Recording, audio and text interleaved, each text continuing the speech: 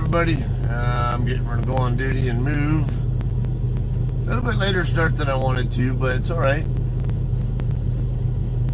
I'm in Little America, Wyoming. I'm on my way to Spokane, Washington. So this stream here will probably run from here to Idaho Falls, Idaho before I stop. They're not paying me to go the 84 route, so I'm not going to go that way. And I'm not going to have much for hours to work with if I go that way anyway. I'm not going to have much for hours to work with going the way I'm going. Yeah, when I'm done, once I actually get to Spokane, so I will just plan on taking this load all the way to Spokane and delivering it myself, even though it's going to get me a 34-hour reset out of it. And then some. But sometimes this happens. And I was only on this load because I needed to retrieve my daughter's glasses anyway. Yeah, sometimes it is what it is, but I should get a good load out of there. Alright. I got that set up.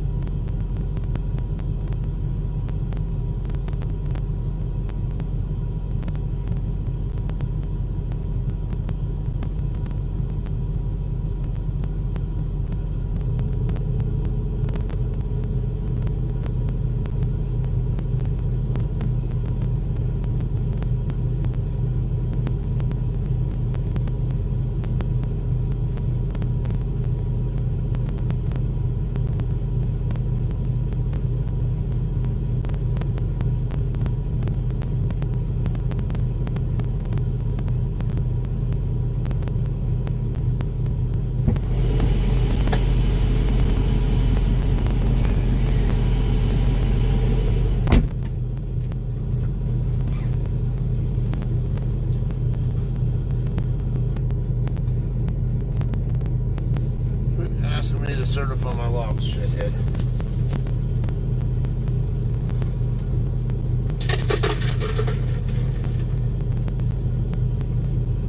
Looks like I just woke up. I just got up after it crossed midnight.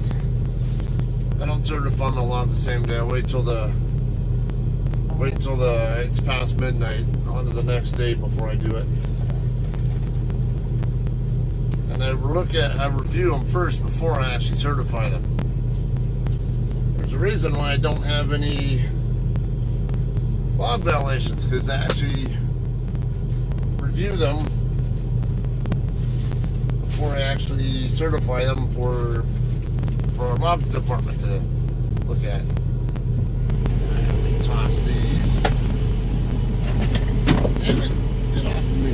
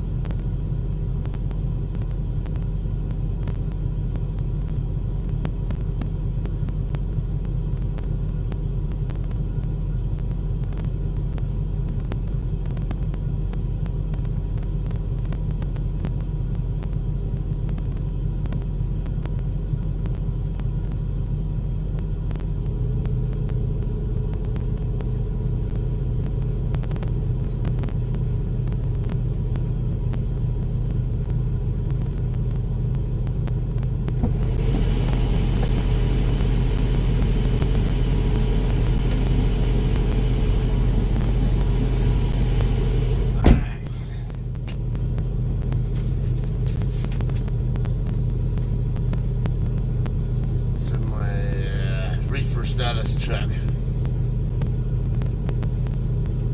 Yes, 6, 7, 11. Come on. Chicken, Yardbird.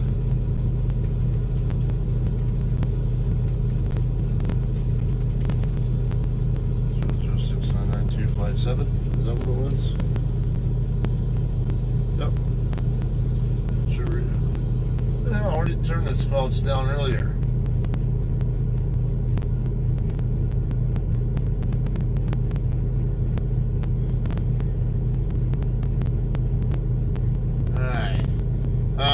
Okay, so Idaho Falls is only about 250 or so miles from here. It's not really as many miles as I'd like to run before I stop for my break, but I don't know, there aren't too many other places north of there, yeah, between there and Butte, that I can't even stop at. So I don't know. I know there's a travel center about 400 miles or so from here, but I know Highway 30 is going to be a little slower. So that place up there, it's going to be a little more, I think, toward the back end of my clock before I have to stop for a break. So, morning, Lionel. So I guess just, yeah, I don't really have to run that many miles. It's only 760 miles total from here to Spokane if I go this way, and I can't do 760 miles in one shift. So I can do about 700. So I'm going to end up short of there, but when I'm dealing with US 30, I'm going to have hilly terrain in Montana, and I'm not expecting to be able to do a 700 shift today. I would have been able to do just barely 700 yesterday, but right here was a good stop-off point because my turn is the very next exit from here. So yeah, I just figured I'll probably just get to Missoula, Montana today. I could stop at the Loves or something in Idaho Falls this morning for 30, which is not even half the distance, but it's not too far off. It's 250 miles, and then run the other 300 or so, whatever it is, from, I think it's a little more than 300, from Idaho Falls up to Missoula. So that's the plan for the day. Definitely an area you almost never see a JCT truck running. We're not even really supposed to be on I-90 at all in Montana, but sorry. If you guys are not going to pay me the extra miles to go take 84 across to either Boise or all the way out to Oregon, I'm not taking my truck that direction. It's they can pay me the miles to go that way if they want me to go that way. And I'm not really sure what other JCT drivers who go to Spokane actually do, so I'm using as little of I-90 as I can without going excessively far off route. I've already gone off route to go retrieve my daughter's glasses.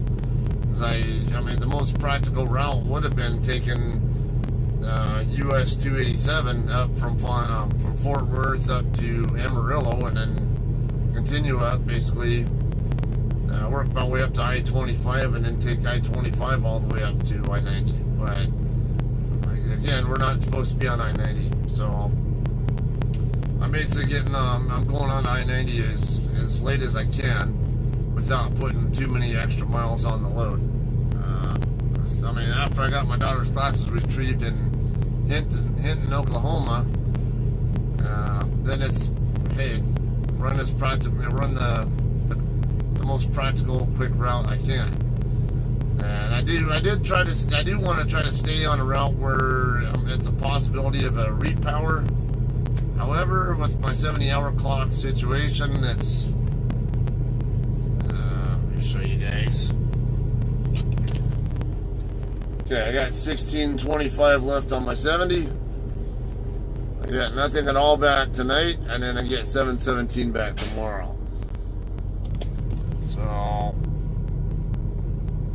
alright, and 16 something, 1625, I'm going to burn most of that. I'll probably have about 4 or so hours left on my 70 by the time I get to, or maybe even 3 hours by the time I get to Spokane.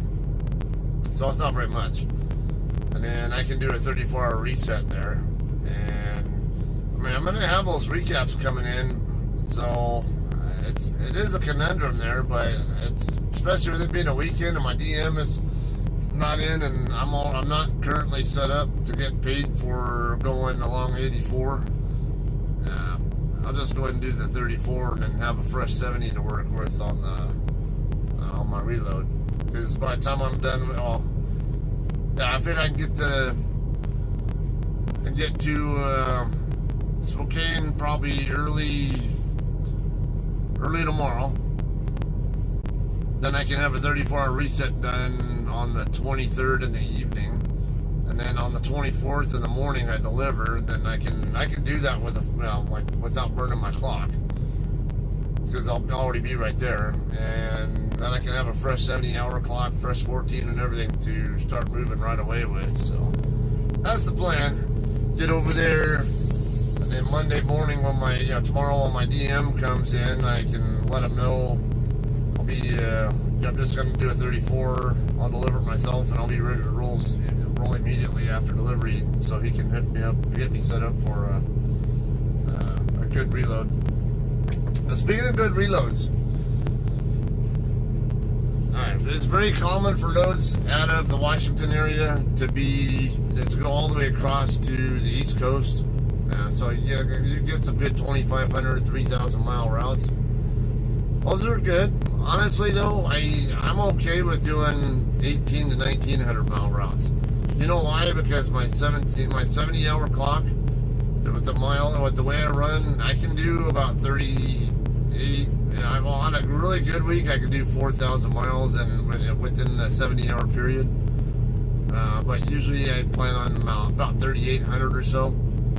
So somewhere in that 1,800 to 1,900 mile range, I can actually do 2 1,800 mile routes within the same week, and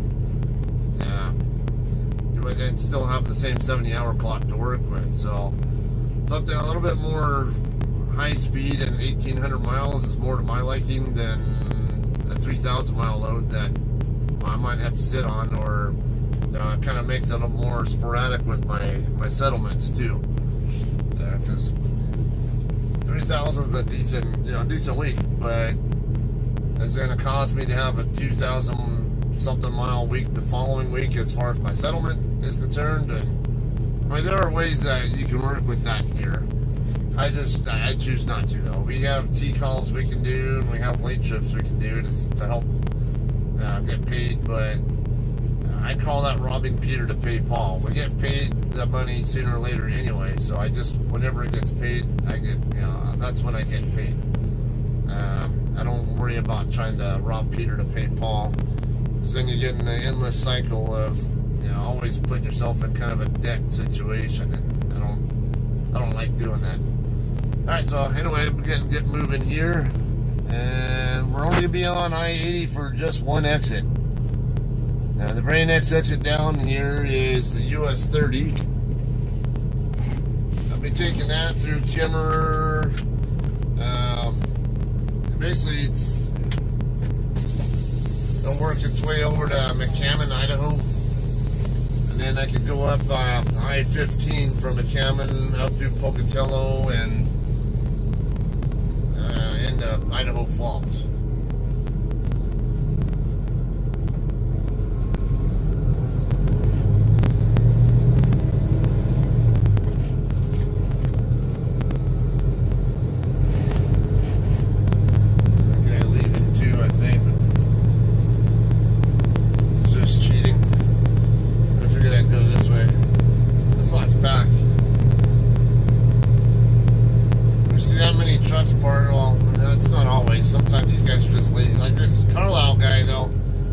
Sweet sleeper, so I can understand him parking there. from front to back so long, he really shouldn't be in a lot of the regular spots. The spot I was just in would have been a great option for him, but a lot of places, trucks like that really shouldn't be parking in the regular spots. No. I'm gonna button hook at this as I see this car hauler coming. So give him plenty of space to make his turn, and I can make my turn too. We're both happy. Clear left, clear right, clear left, clear right.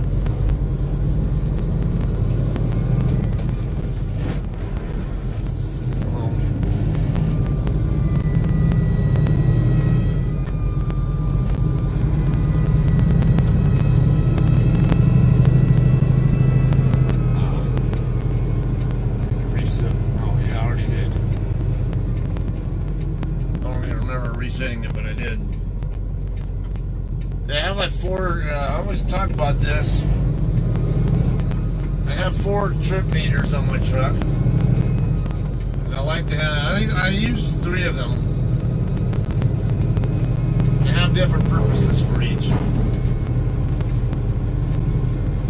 So I have trip A, B, C, and D. I don't use D. I probably could, but I don't have a real need to use it. So trip A is what I reset that when I try to remember, but I usually don't. When I pick up a load, as soon as I'm loaded, I'll reset A, and that tells me so I know how many loaded miles I've ran. If I know how many loaded miles I'm going to run with the load, then I can use some simple math and so basically subtract the miles that I've run loaded from what I know I have left, and that kind of gives me a general idea of how close I am to the receiver without having to use GPS. And the B trip meter I reset at the beginning of each shift, so I know how many miles I actually ran that particular shift. And then the C meter, I like to synchronize to the mile markers. So when I get to like a 0 or something, like this is mile marker 67, I think right here, 66. 66. No, 68. But, so that way if a yardstick is missing or I can't see it because of other traffic, or I'm just not paying attention because maybe my mind and my focus is on something different, I still know what mile marker I'm at by looking down, and I know when I last reset it. I'm 1 mile away. I know when I last reset it and what mile marker it was at, so I just either add or subtract the miles as needed to figure out what mile marker I'm at.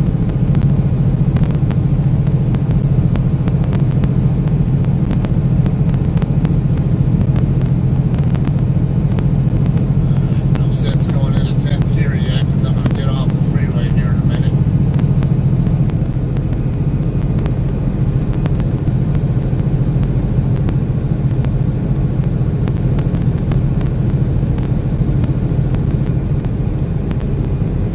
Exit is 55 mile an hour advisory speed.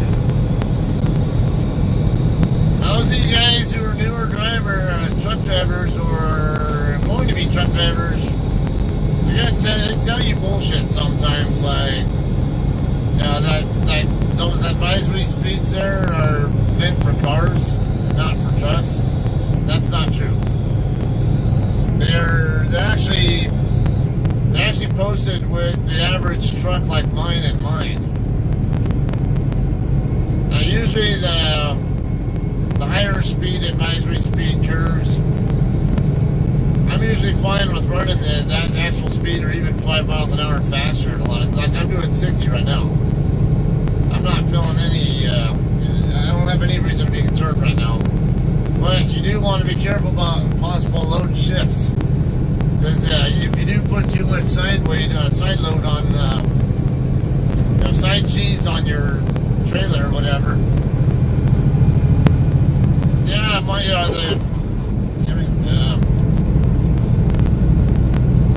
the trailer should be able to handle it if you're empty, but sometimes if you're loaded, and depending on how the shipper loaded it, there's a possibility that the load inside can shift.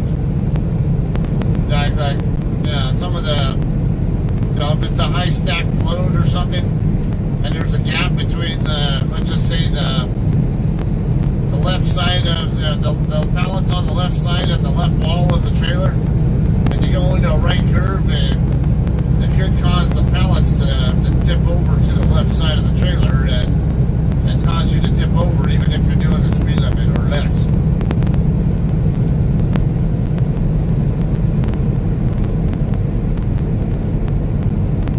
That's why it's good to not put too much side load on the trailer at any time. But from my experiences, most of the time I get a 55 mile an hour advisory. I can usually do 55, 60, no problem. And that'd be fine. But there have been cases where someone has done 55 through a curve like that and still had a rollover.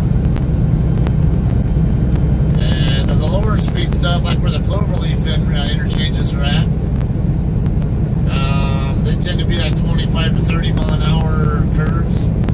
Yeah, I tend to do about at least a good 5 miles an hour below whatever that speed advisory is.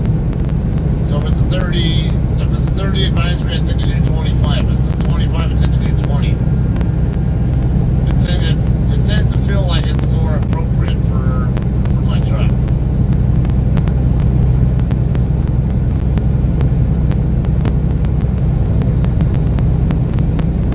And a lot of, with experience, you can look into the curve. You can look into the curve and get an idea of what kind of speed you should be able to do through the curve.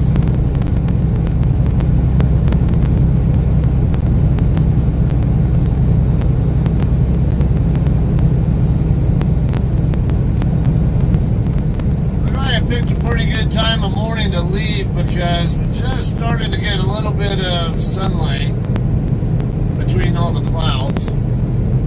The sun probably won't be up for another hour or so, but we can at least see some of the light projecting from it. At least I can. I don't think you guys can see yet, but with it already starting, I can already see signs of light up there. I know it's not going to be a hell of a lot longer before you guys start picking it up on the screen too.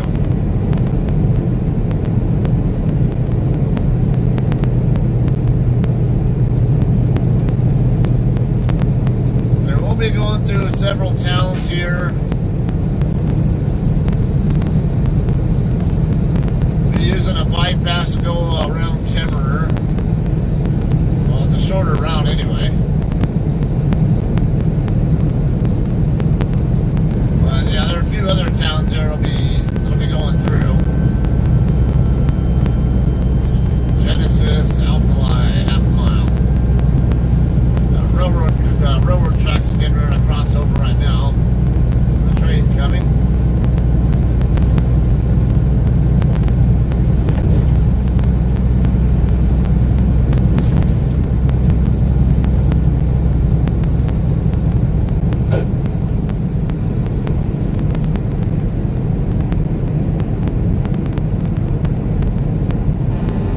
So I almost broke down here on this highway once.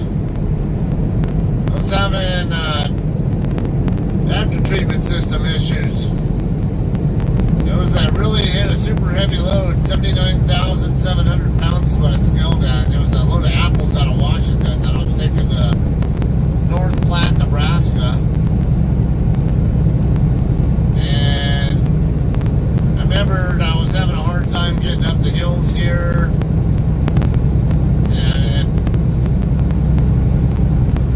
It was an regen. I tried to actually stop at one spot to do a forced regen, but it wouldn't regen. Then I ended up limping it like 40 miles to the truck stop I was just at. They ended up having to replace the differential pressure sensor on my DPF.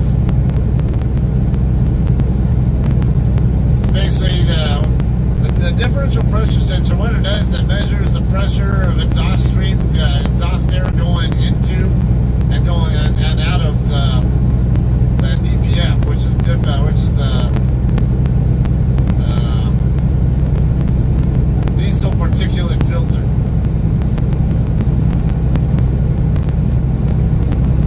So what it basically gives you an idea if it's clogged, if both sides of the sensor, there are two sides. One's upstream from the DPF and the other one's downstream. And if they basically if they're giving same or similar readings, that means you have a clean filter. But then as the filter gets more and more clogged, the one that's downstream will give increasingly lower pressure reading back to the PCU. And so, and when the differential, when the pressure difference between the two is so this gets more than a certain threshold, then it means your filter's clogged and your truck will start to derate.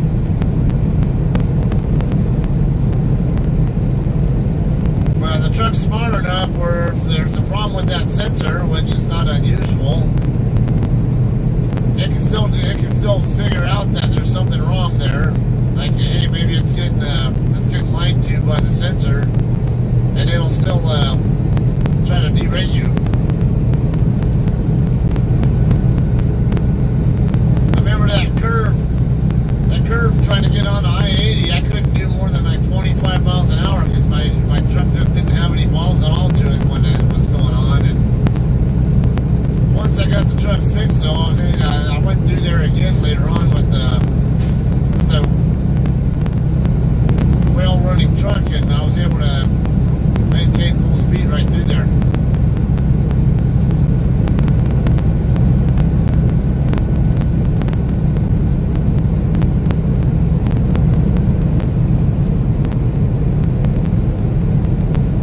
Now, those of you guys who know Andy and Rizzo, he's a friend of mine. He sometimes comes on the stream and talks about farting and stuff for funny. He likes to go this way whenever he's going for gas. Cop hanging out, making a big stink out of it. Now, regardless of whether it's cops, if there's someone else coming the other way, if something goes wrong, I'd rather be an extra lane away from them than right next to them and in a position where I cannot react to them. Lane here in these situations, regardless.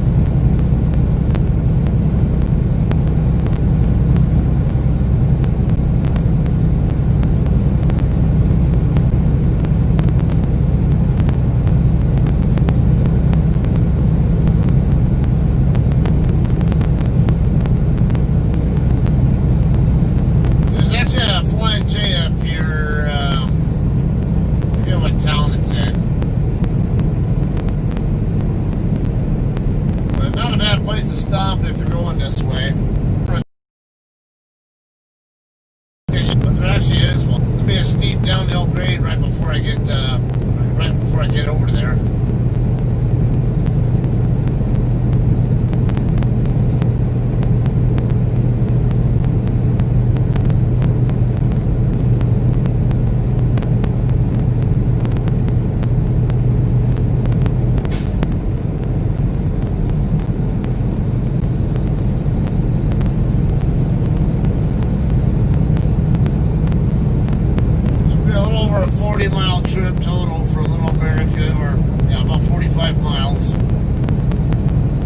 About 30 miles out still from Kemmerer.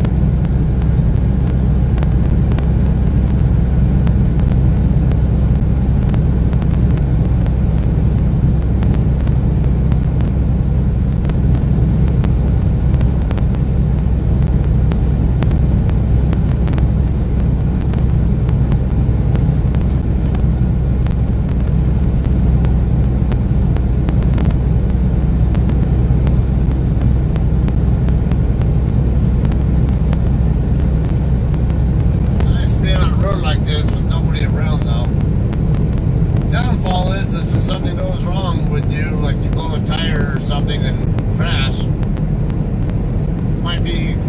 It might be several minutes before somebody comes by, and it's even if they notice you or stop or say anything.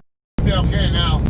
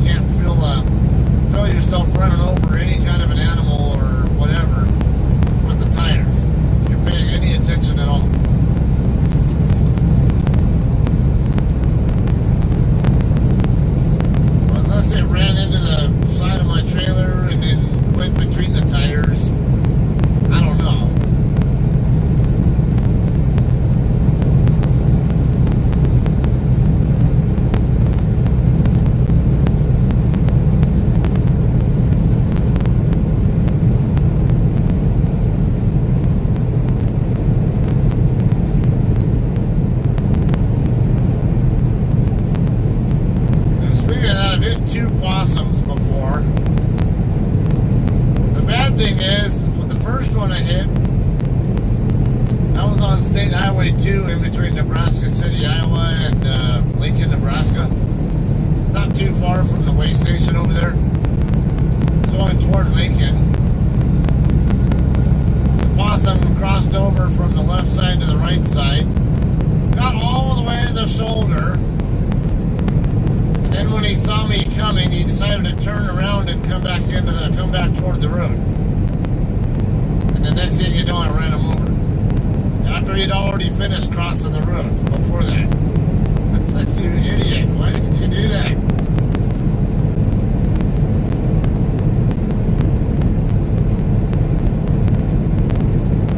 Morning, Cheryl.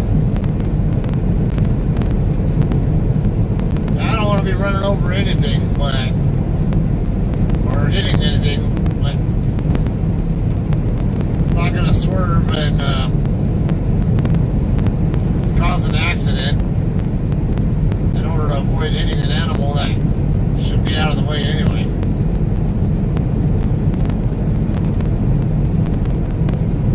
I've hit a couple of possums, almost hit a raccoon once, going up to Moberly, Missouri.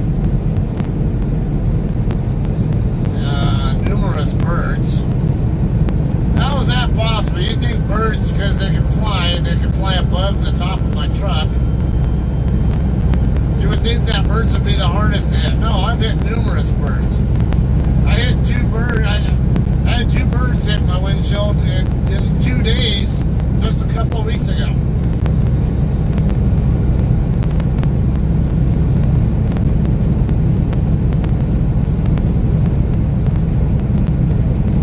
I've hit at least a few owls.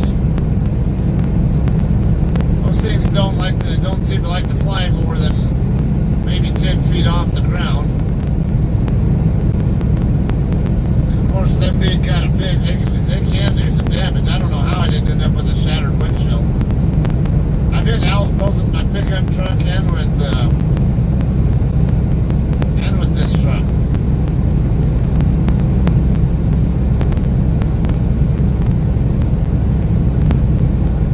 I hit a hawk once. And another time I was on I-95 or I-85 going southbound toward Florida. I don't remember which one I was on. Well, whatever, I saw a hawk chasing after another bird, trying to catch it to eat it. He got target fixation, and because he flew right over the top of my truck, and the next thing I know, he swoops over into the northbound lanes, and I'm watching in my rear view mirror where because I saw him swoop over to the northbound side, but he went down toward the ground, and ended up crashing right into the side of a car that was going northbound.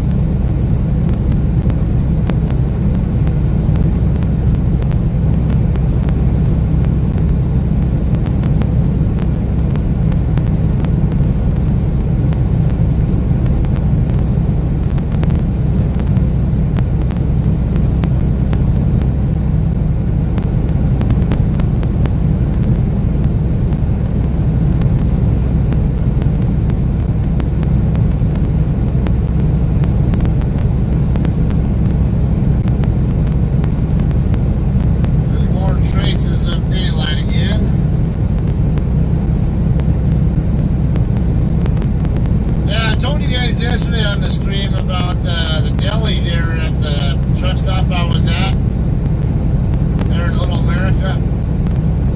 Now they have good breakfast, but I didn't have breakfast this morning. But I did eat there after I got done with the stream, and I ended up getting a buffalo burger. Good.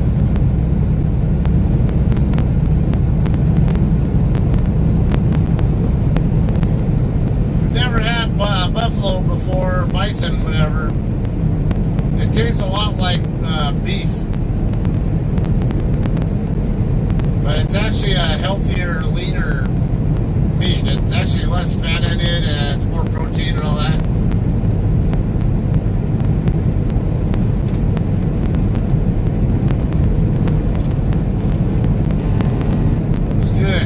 good fries there too. Fry, I mean, I couldn't eat all the fries. It was too much for me, but yeah, they were really good.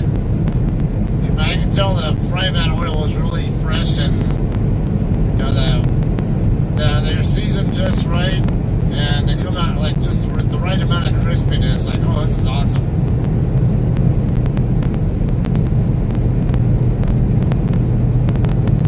Yeah, the breakfast items though were also really good.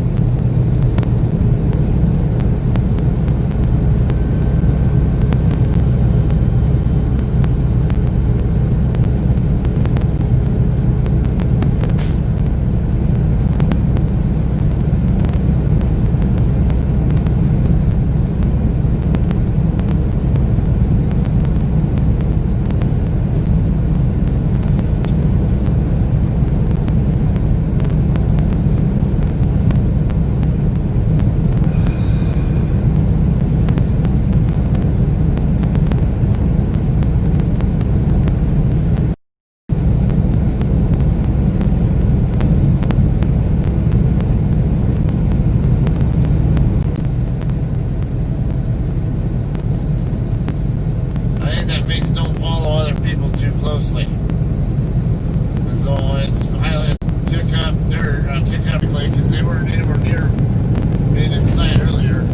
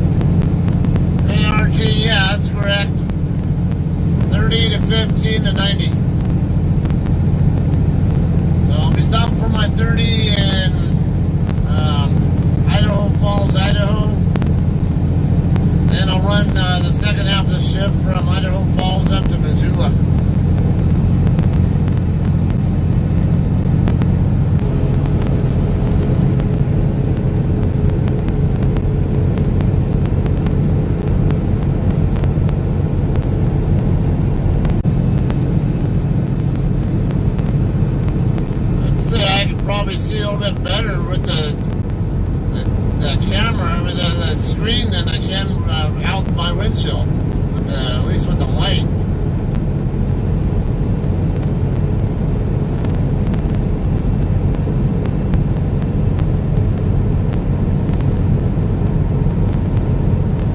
It actually looks brighter, like later in the day on what you guys can see than what I can actually see looking down the windshield.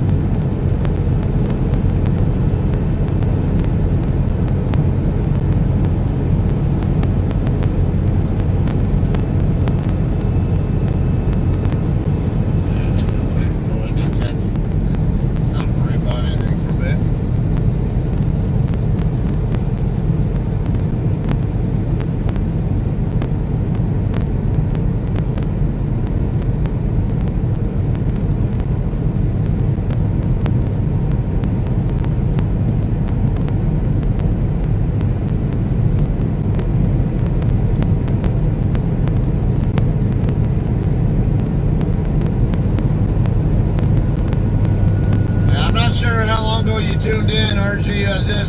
But I just got through Kimmer a few minutes ago.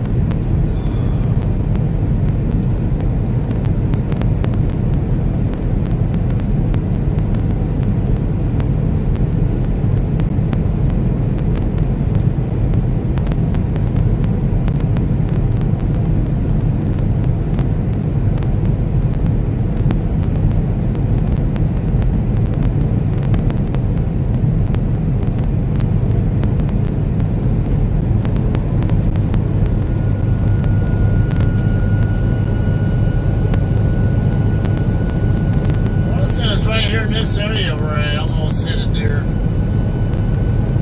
Like on this straightaway right here. Or one of them coming up here.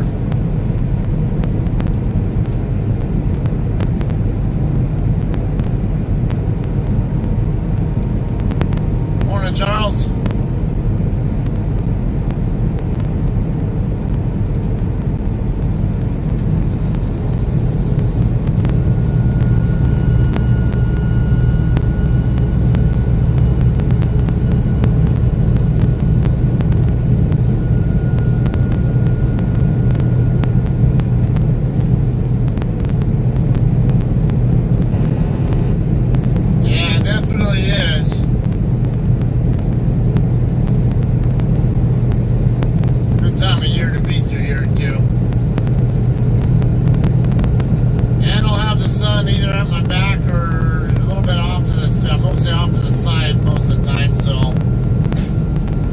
Better viewing for you guys as well. Not to mention my phone won't get hot, or won't get so hot.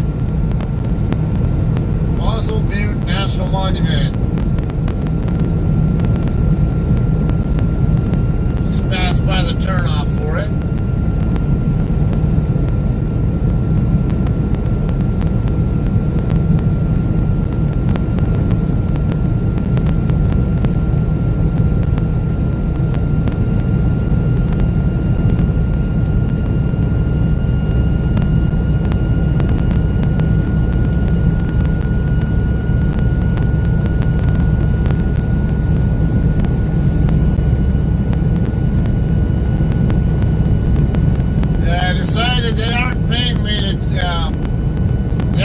me the mileage to go across 84 over to at least to Boise or into Oregon and backtrack. So if they're not going to pay me the miles, I'm not going to do the miles.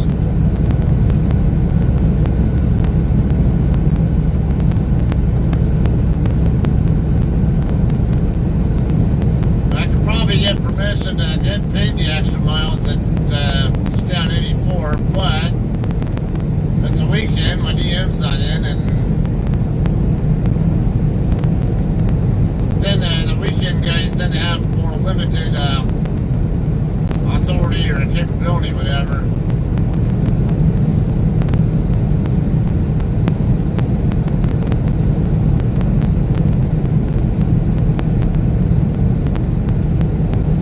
A couple of eastbound trucks here, looks like. At least the first one is. Yeah, I think the second one's a truck too.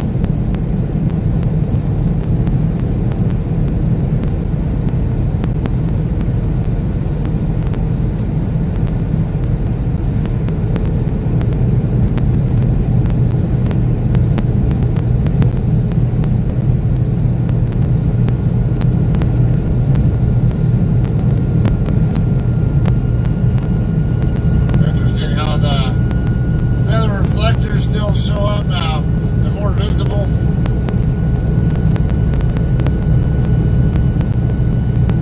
I don't need the high beams anymore for seeing the road or anything that might be in the grass, like deer, but notice the reflectors show up a lot more easily.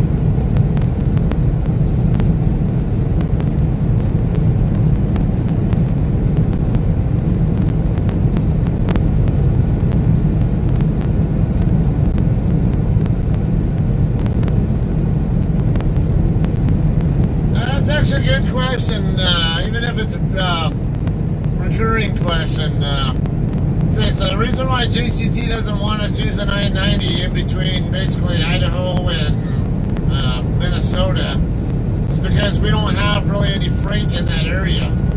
We don't have any trucks going through the area, so if you have a breakdown or an accident or something, there's nobody in the area to recover your load and deliver it for you. And also, if you do need to get towed or something, it's more expensive because they're fewer and further between where the towing companies are and where shops are that can fix you.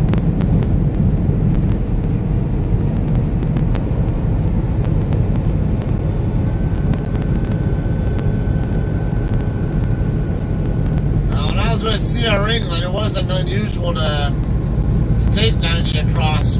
I remember I'd go out to Minnesota every so often, or Wisconsin, like in between, or even from the East Coast over to Washington, or vice versa. And they would usually want us to take 90 or 94 when doing that. But we don't have very many upper Midwest or Great Lakes or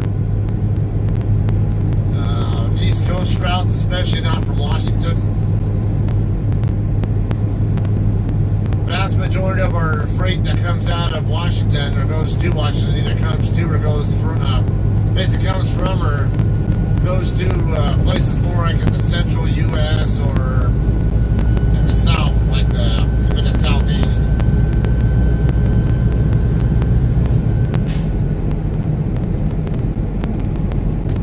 I guess considering route networks, it makes more sense why a company like CR England would be doing that, or why they would be more apt to use 90 and 94 versus us, where we don't do much at all up off of 80. But we do have freight lanes there, they're just not very many. And not many repower options.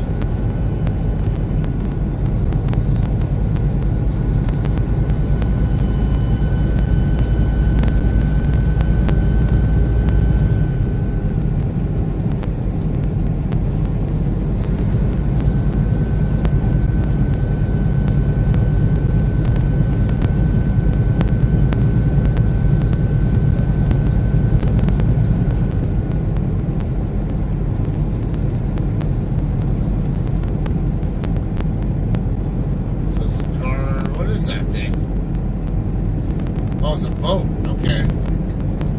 Like not enough daylight to see what exactly I was looking at first. I could tell something was there, but couldn't tell exactly what it was until I was almost right on top of it.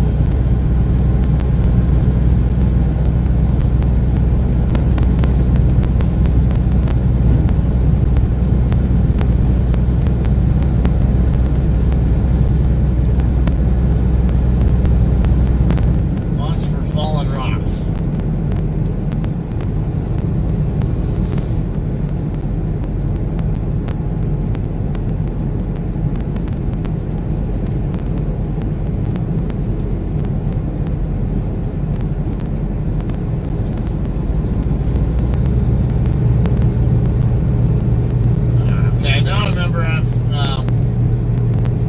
Deer encounter I had, it was after all these curves.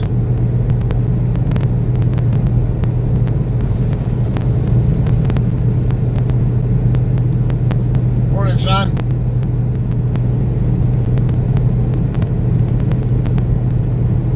Wildlife viewing area.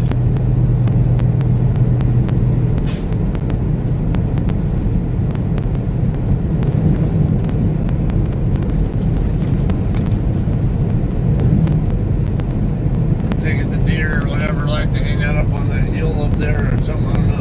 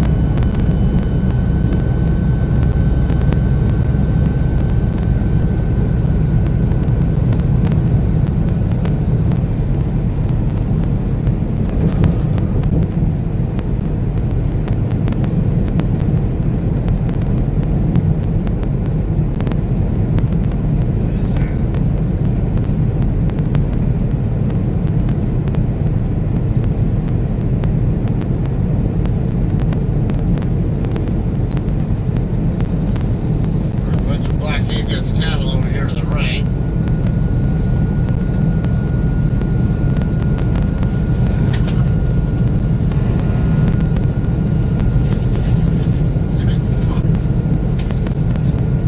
There'll be some fig newts before they get still.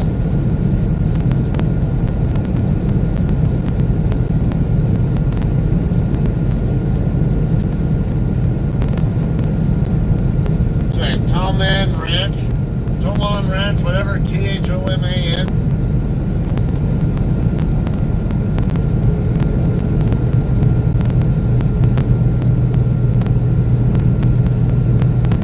This is west of Kemmerer, Wyoming, for those of you guys who are more recently tuned in. US 30 westbound, heading toward Pocatello, Idaho.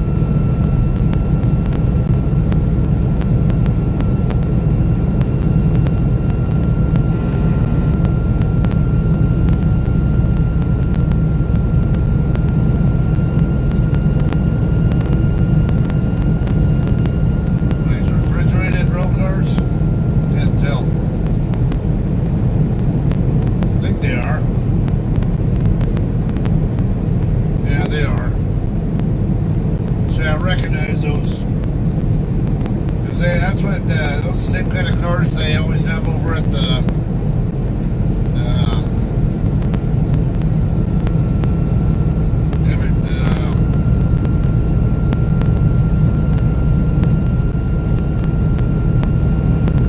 over at Lemoore. They pick up loads there.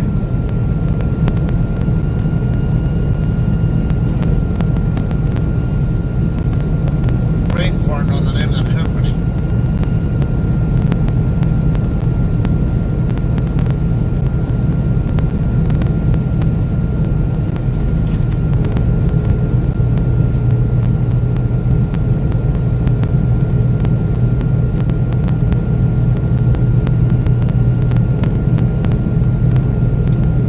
Wyoming 89 coming up. Last time I was on this highway, that's where I came from, because I picked up at GPS in Hiram and came across 89 over to here.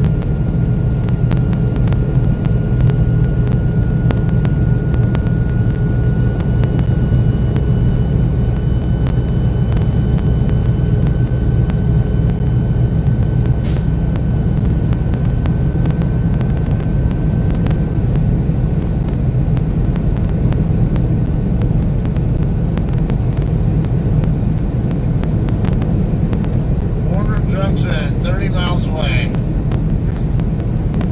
Jackson, which I won't be going through, is 143. Kind of auto tour route through here.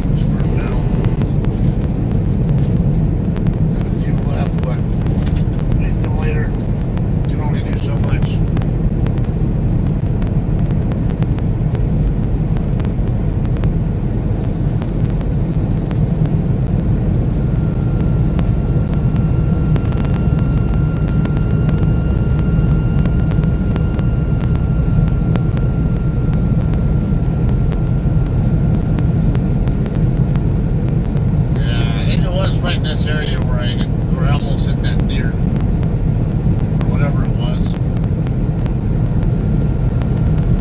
I just know it was in the middle of the night and I was tired as hell.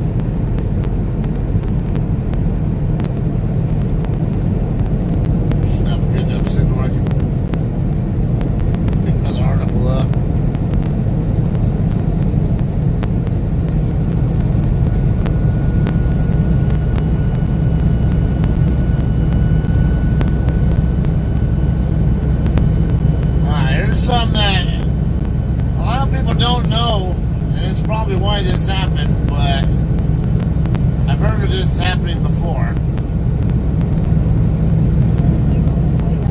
His parents forced him to drink too much water, detectives MSN.com 2 days ago.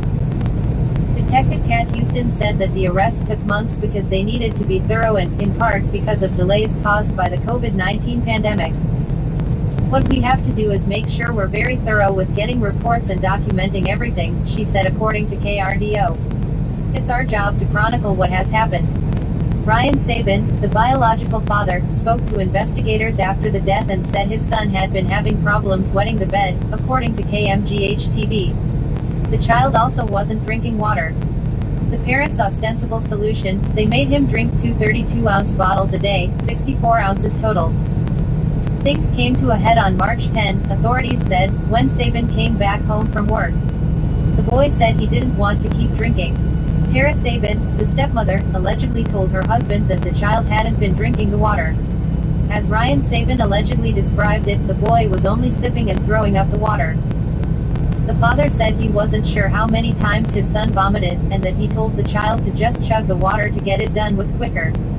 Later in the father's story, the 11-year-old complained that his legs hurt, and he was, as KMGH paraphrased it, throwing a fit.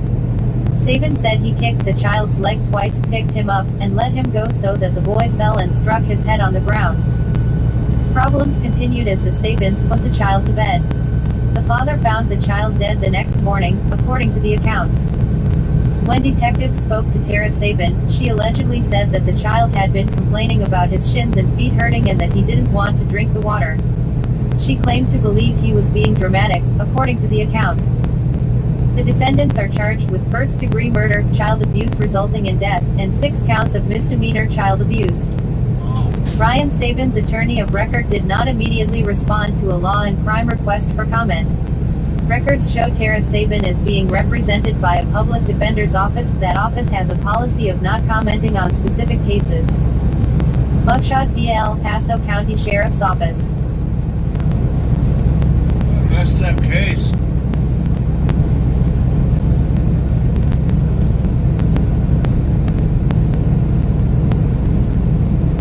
You wouldn't think that 64 ounces of water per day is too much.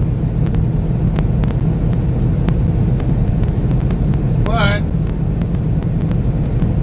if you drink it all at one time in the day, that could be a problem.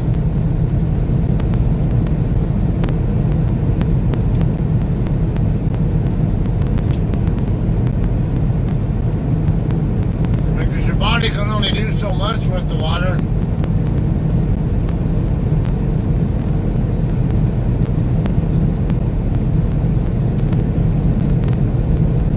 The other step there, kicking his shins and dropping him on the floor and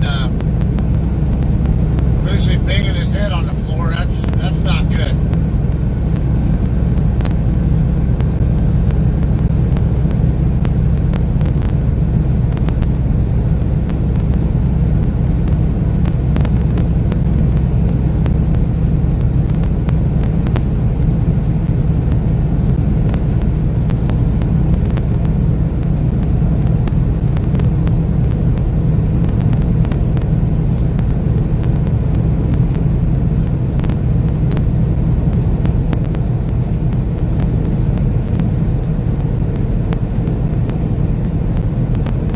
We had a guy in Afghanistan die from too much water.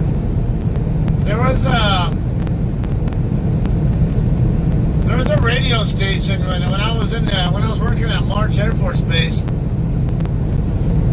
Can't remember what radio station it was, but they had a contest, like some kind of a water drinking contest, whatever it was. You know, and there were adults that were drinking there, and I remember in that one, I think it was a woman. She ended up dying from that hydrotoxicity or whatever they call it. You know, where if we're drinking too much water. I guess the radio station had no idea that was even a thing, that you could actually die from having too much water in your body.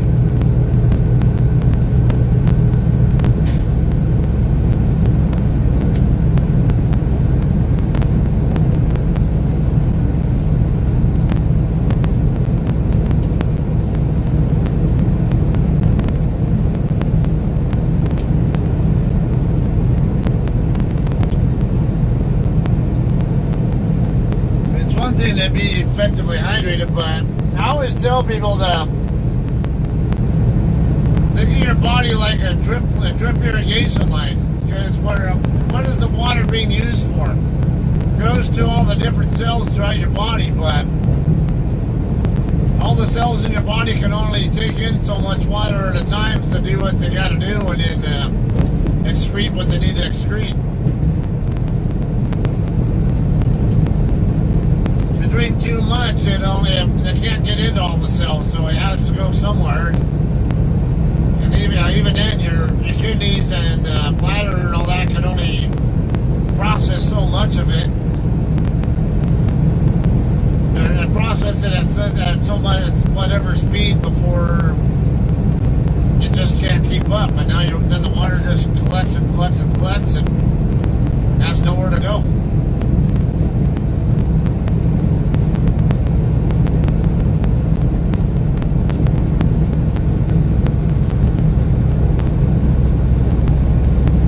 A good thing. It's a transportation agent for all the oxygen and everything else, and the nutrients and everything in your body. But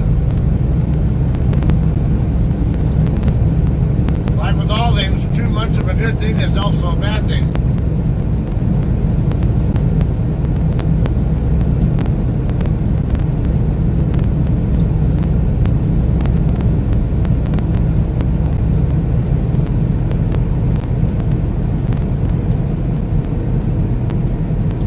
That is true.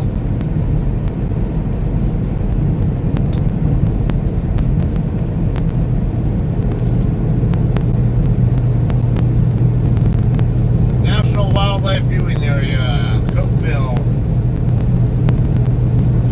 Meadows.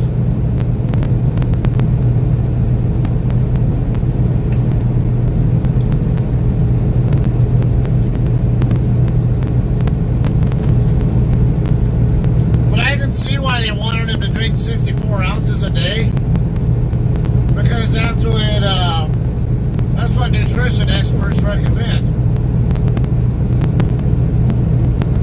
They say the average human should be drinking about 64 ounces a day. I have a different rule of thumb. I say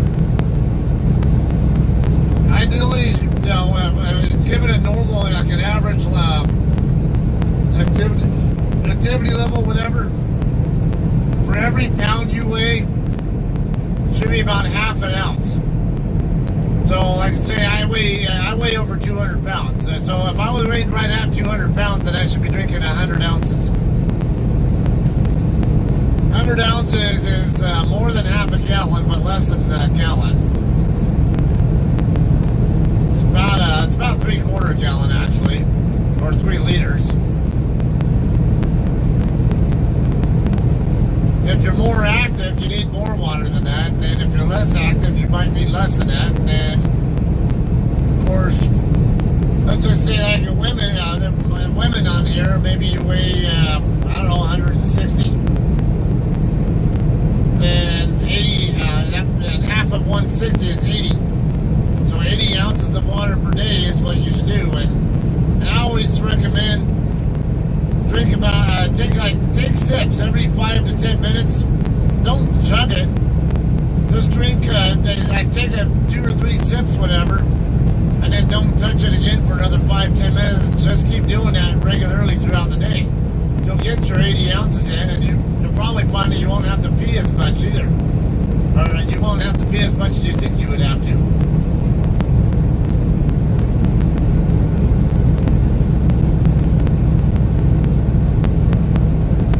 Sean, with you having special forces experience, I'm sure you have a lot of experience also with staying hydrated.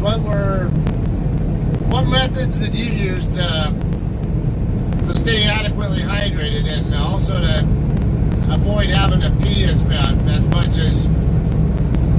Because for me, I noticed when you first start to rehydrate, your body's going to want to pee out a lot of it, but then once your body's kind of adjusted to it, and you get in the right routine with how often and how large the drinks are every time you drink it, and you can actually go most of the day and not pee, even though you're drinking a lot of water.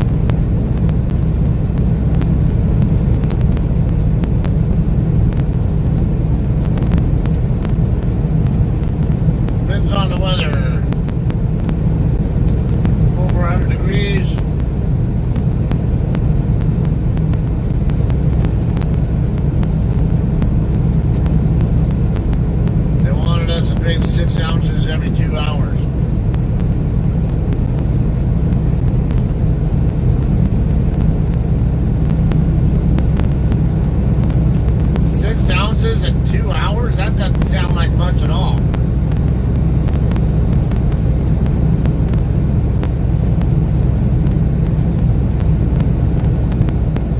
It's 24 hours a day. Every 2 hours, it'd be 12 times 6, that's 72 ounces. That doesn't really sound like much water intake for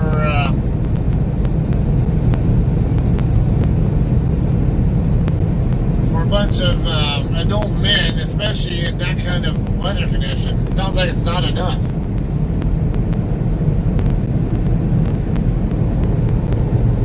Alright, I got that Flying J coming right up ahead.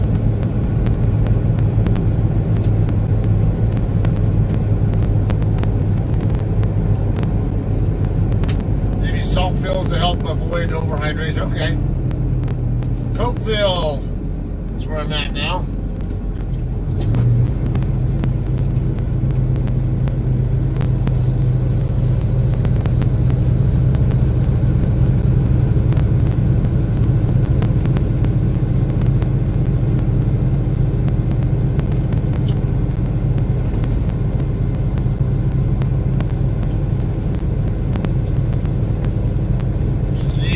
Turn right.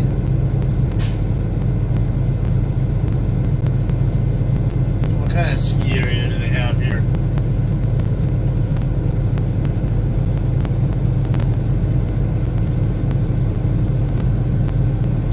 Or if it's alpine or cross country. It look like, I mean, there's a hill right there, but it's not that big. Almost seems like this would be more of a cross country area.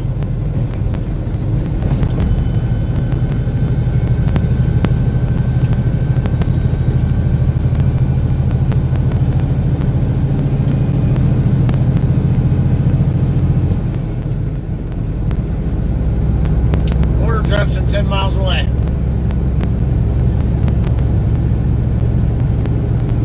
Pine Creek Ski Resort, okay.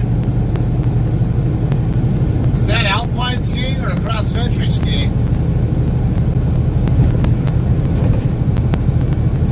Because there is that hill there, just doesn't look like a very big one though. I'm not sure you can do very much there.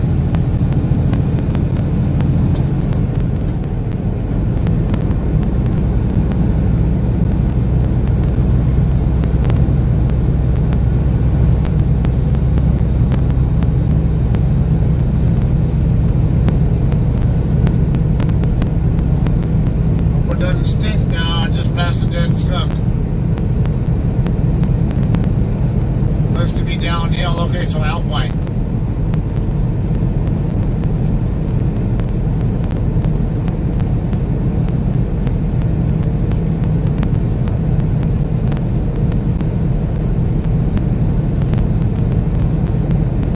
Yeah, totally different experience between alpine and cross-country skiing. Alpine, of course, is the downhill variety, where you use gravity to get you around, or a chairlift or whatever, some other kind of lift gets you to the top of the hill, and then gravity brings you down.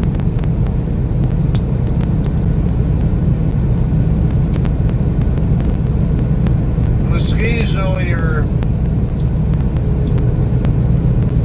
boots are bound into the skis, both the toes and the heels on alpine skis, but on cross-country skis, it's only both sides are bound in, but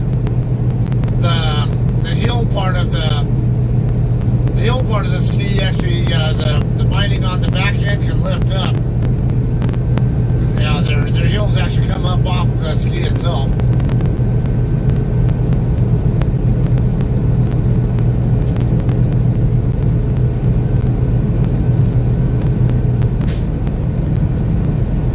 Missed going skiing. I came and land on the poles, and then the poles that I replaced them with, I got in, I think in Wrightwood or somewhere.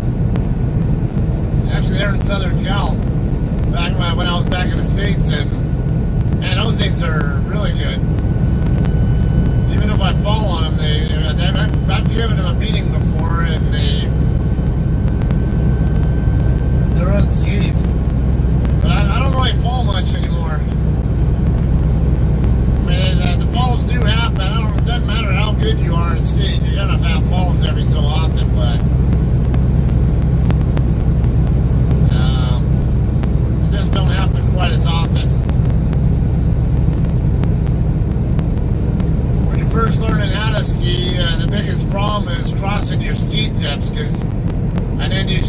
to wait on the wrong ski, like let's say you want to go left, but or you want to go right, for example, but the only way you can go with the ski is left because the other ski is sitting on top of it. That's the most common way to have an accident, a crash, whatever, when you're learning to ski. Water requirement from below: 75% of body weight for an active person. Add for dryness of climate, plus 16 ounces. Add for strenuous exercise, plus 16. Total per day, 104. Okay. Yeah, 128 ounces is 1 gallon. So it makes sense for somebody who's very active to consume about a gallon a day. And actually, that's actually what I used to do when I was in the Air Force. Close to a gallon a day, or pretty right in the area. And anybody who's in a MMA, you might be familiar with a guy named Mike Dolce. He's got his own kind of diet called the Dolce diet, and part of his diet does involve a high water intake. And it's mainly for weight training, because he wants the fighters to actually be super hydrated. We're not dangerously so, but enough where when it's time to cut weight, they can more easily burn off the water weight to get down to their fight weight, and then rehydrate when they're done. Once they weighed in, and they can actually eat a normal meal or whatever before they fight.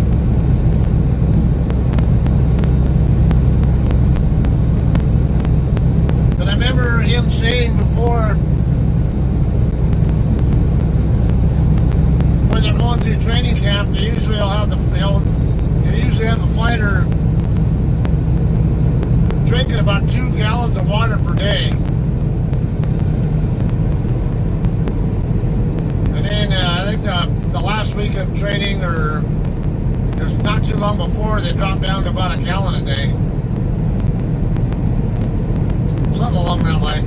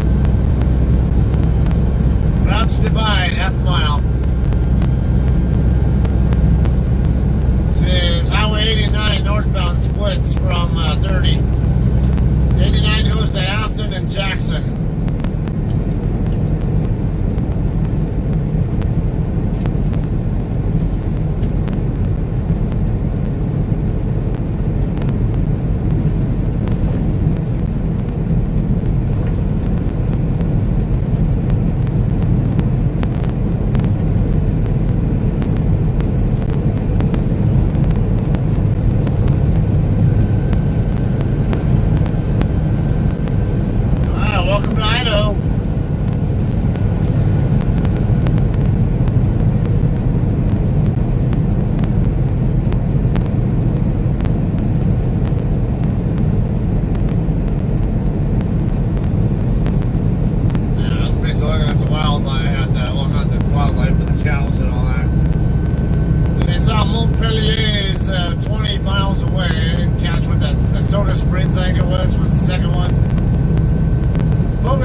I know it should be about 110 or so miles away from. Talk would tell us plus NCOs before deploying. Make them drink water. Everyone not thirsty.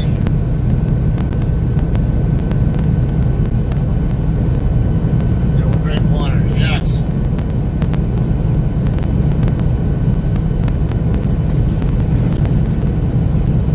Dehydration definitely a bad thing for you if you're in combat.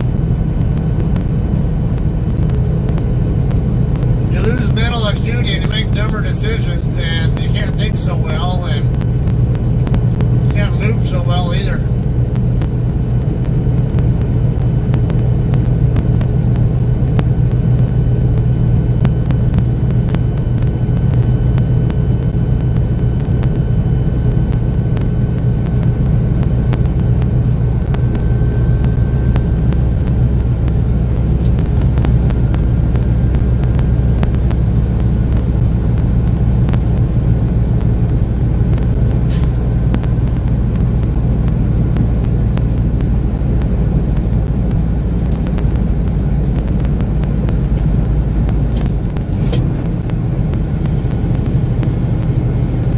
Jim, how you doing? Morning.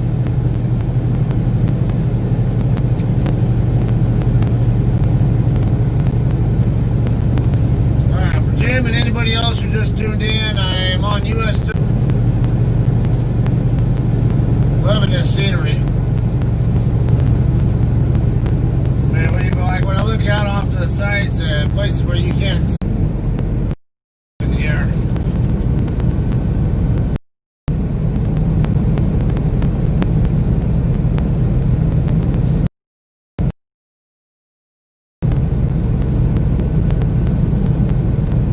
Canyon I was going through there,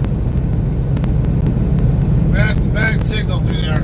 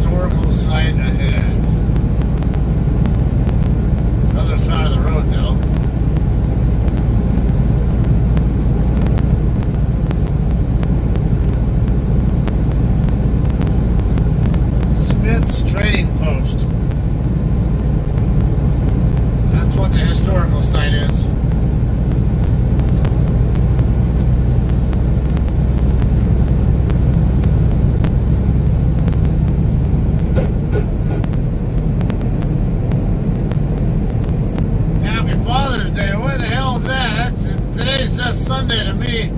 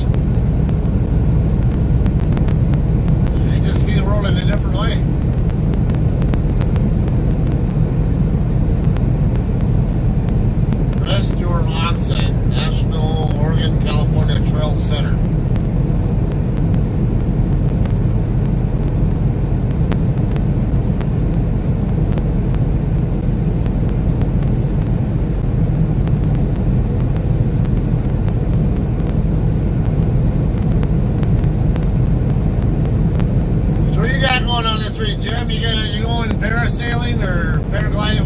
Paragliding? What do you call it? I get the two mixed up. I know the one that you do, I know you go off mountains and stuff. That's paragliding, right?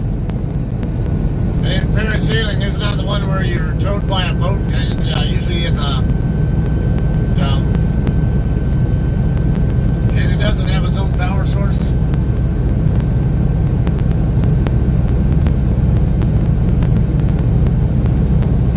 Hi, Sherry. Yes, this is live.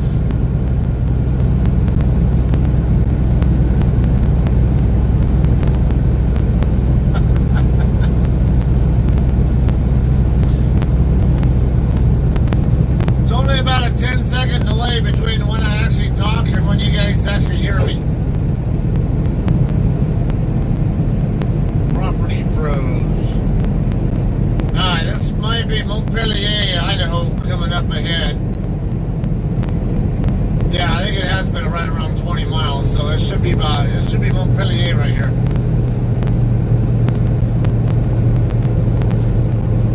Yeah, you have a motor on yours, but I think parasailers, they always get towed by a boat, if I remember right. And the terminology I always got mixed up, but I know that you do the paragliding. Or, yeah, I guess, if I get the terminology correct, I know you, I know yours is the kind where you have a motor and usually get a running start off a mountain or whatever. But yeah, I remember you showing me your equipment when I met up with you in Fort Smith that one day.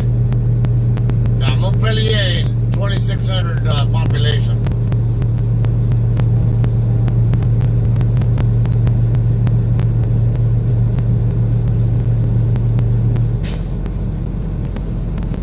That does look like it'd be fun.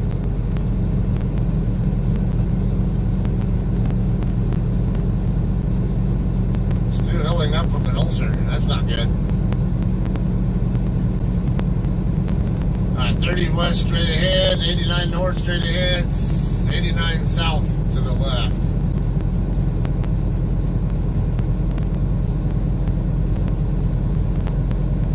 Is 89 the way I went when I went through West Yellowstone, or I don't remember. Left lane, US 30.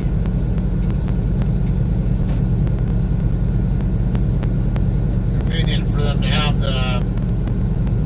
the warnings there marked on right on the road itself. Golfing to the right.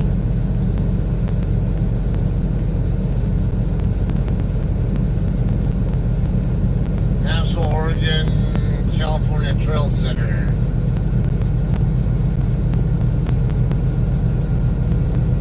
Ireland Bank.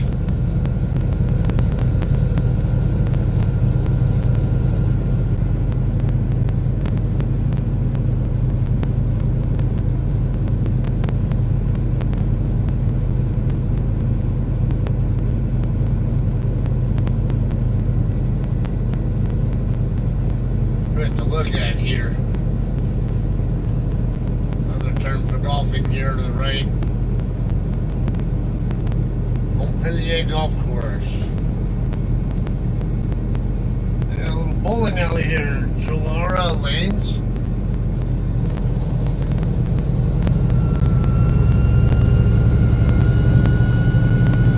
Easy to please floors.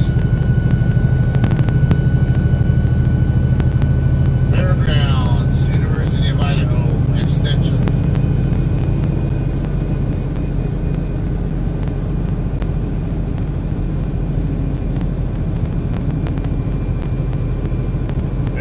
Stone rock designs.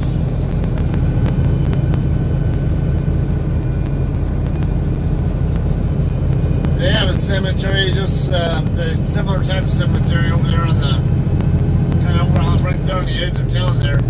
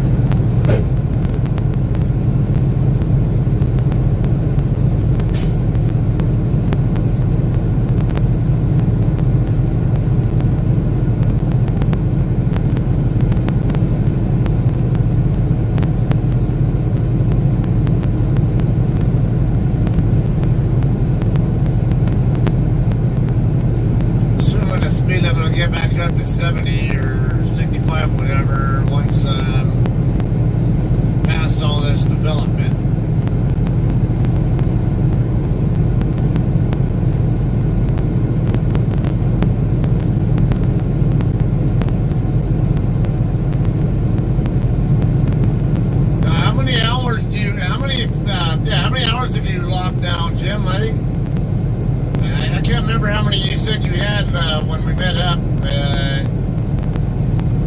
Sure you got quite a few more after that. Ranch hand drill stop. Got trucks parked here too.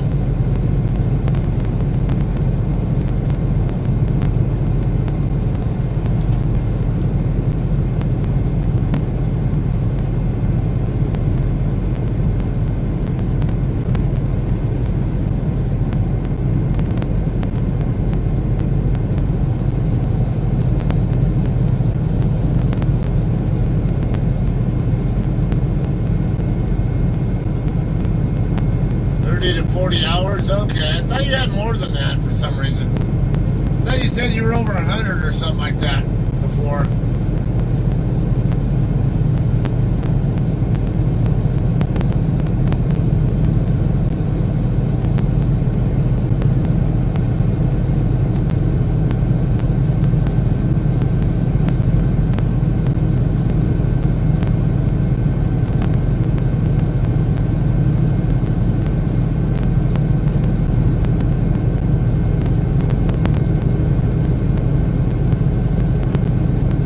Guessing it's still a 55 zone because that's the last sign I saw.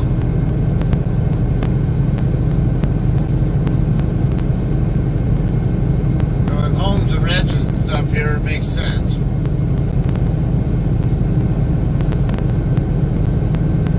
Oh, that's what it was. Okay, the private pilot, you fixed wing, you get 150.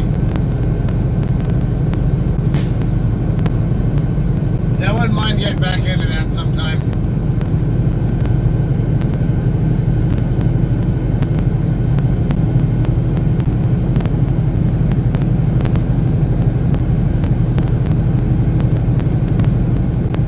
I did private pilot training back in '02, but then I had to drop out of it because I ended up getting Hodgkin's disease, and they told me I couldn't solo while I was going through chemo and radiation, and I was my next flight was actually going to be a solo.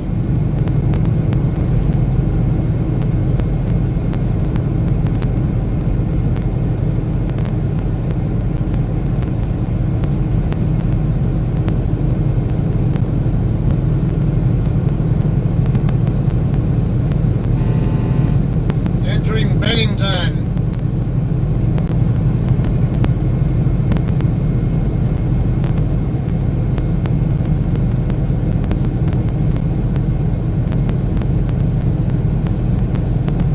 Mormon Church.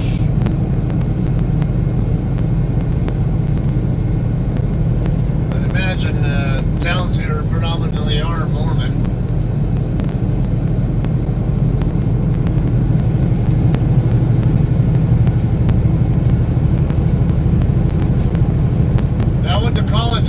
Pocatello, and most everybody there was Mormon. Georgetown, 5 miles. Soda Springs, 23. Pocatello, 78.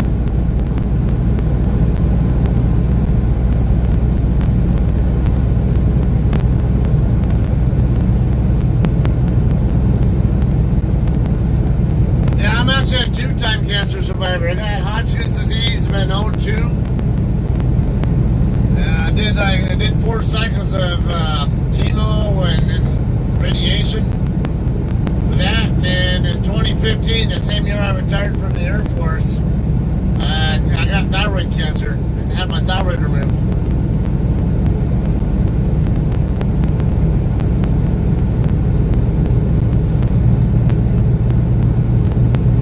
Been doing well since.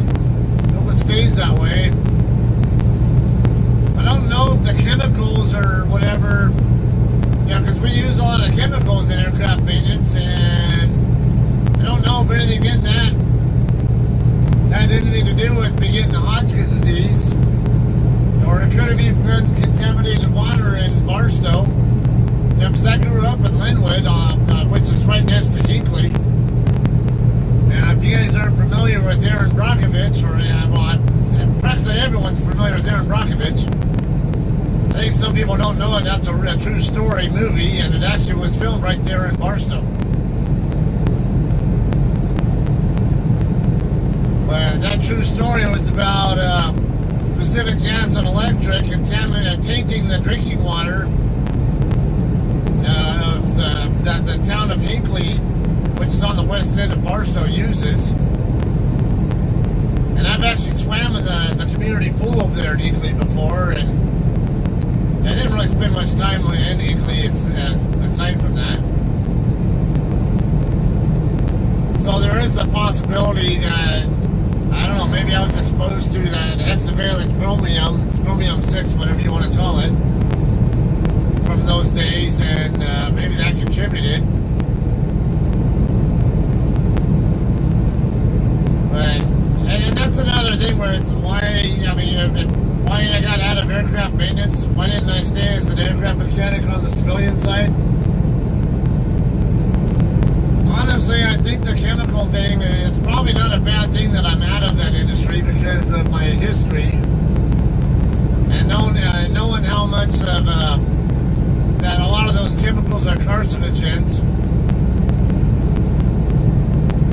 For all I know, those chemicals could have contributed to the health problems I've had.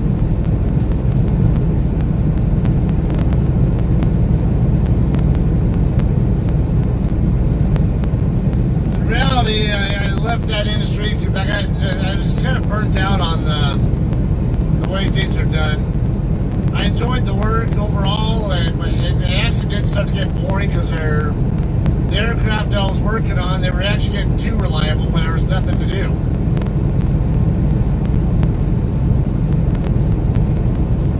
And then just the way management was.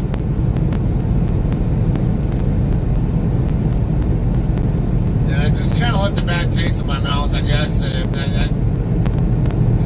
kind of took the fun out of it, I guess you could say. So I wanted to do a change of scenery, I guess you could say. And I've always had an interest in driving around, driving everywhere. Even when I was in the Air Force and I'd go on stateside TDYs, I'd always drive my personal vehicle as much as I could because I enjoy flying. But the thing is I like driving even more. I like being able to see things on the ground that you can't see from an aircraft.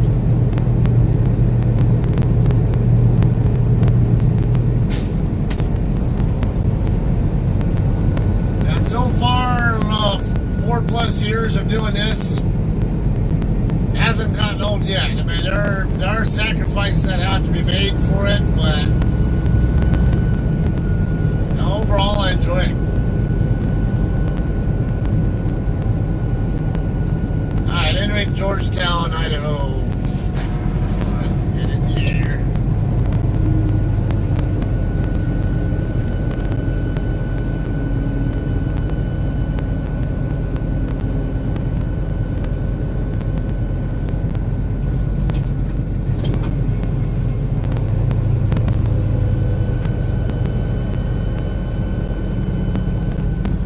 Elevation 6050. 6050.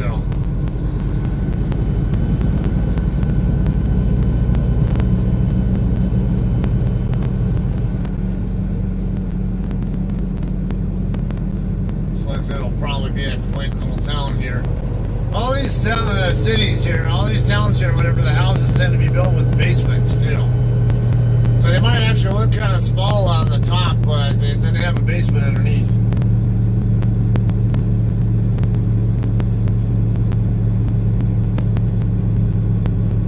Sure, some of these towns might actually, these homes might actually really be as small as they look, but I know from having relatives or friends here that a lot of them actually do have basements too. First public building.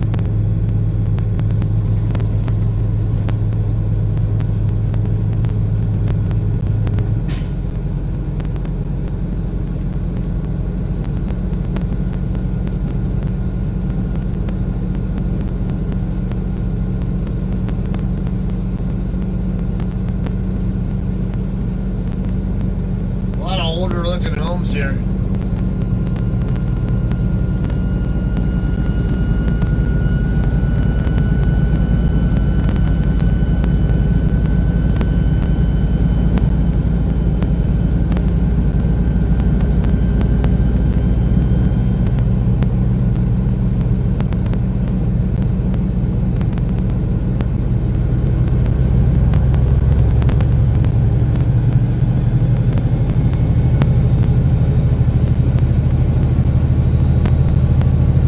Alright, Soda Springs 16.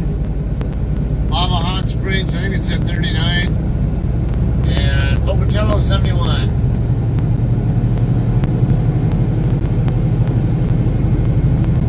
I believe 30 runs concurrent with I-15 for a bit before, because I know 30 goes through Pocatello, but I also know that this road gets on I-15 in McCammon. And then you have to go north from McCammon to get to Pocatello and I think it's been too long, maybe about 20 miles or so. So in reality, I'm guessing I have about maybe 50 miles to go, or in the ballpark, before I get to I-15.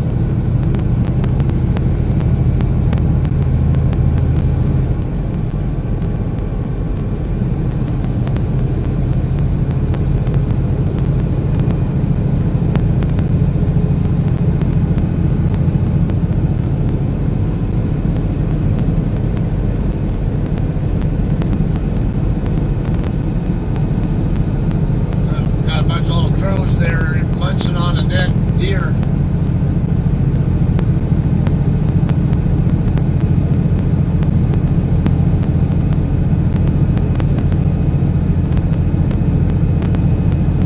What is it with crows liking to eat the eyeballs and stuff first out of animals? I don't get why they like eyeballs.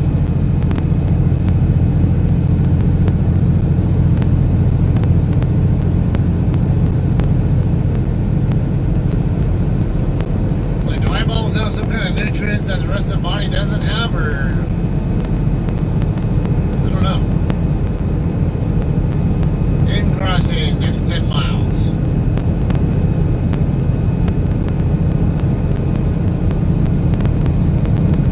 More nice scenery here.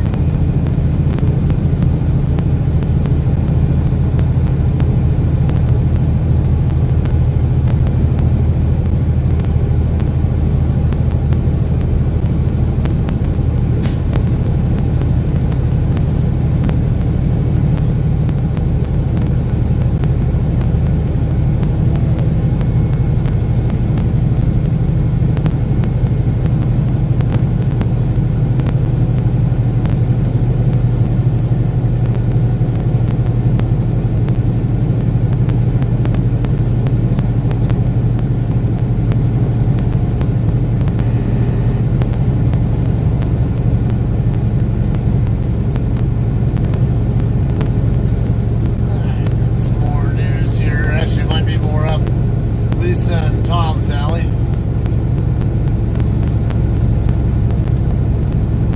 UK police park stabbings that killed 3 was a terror attack.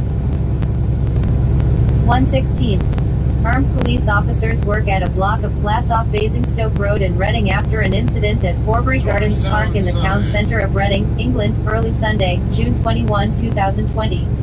Several people were injured in a stabbing attack in the park on Saturday, and British media said police were treating it as terrorism-related. Steve Parsons, PA via AP.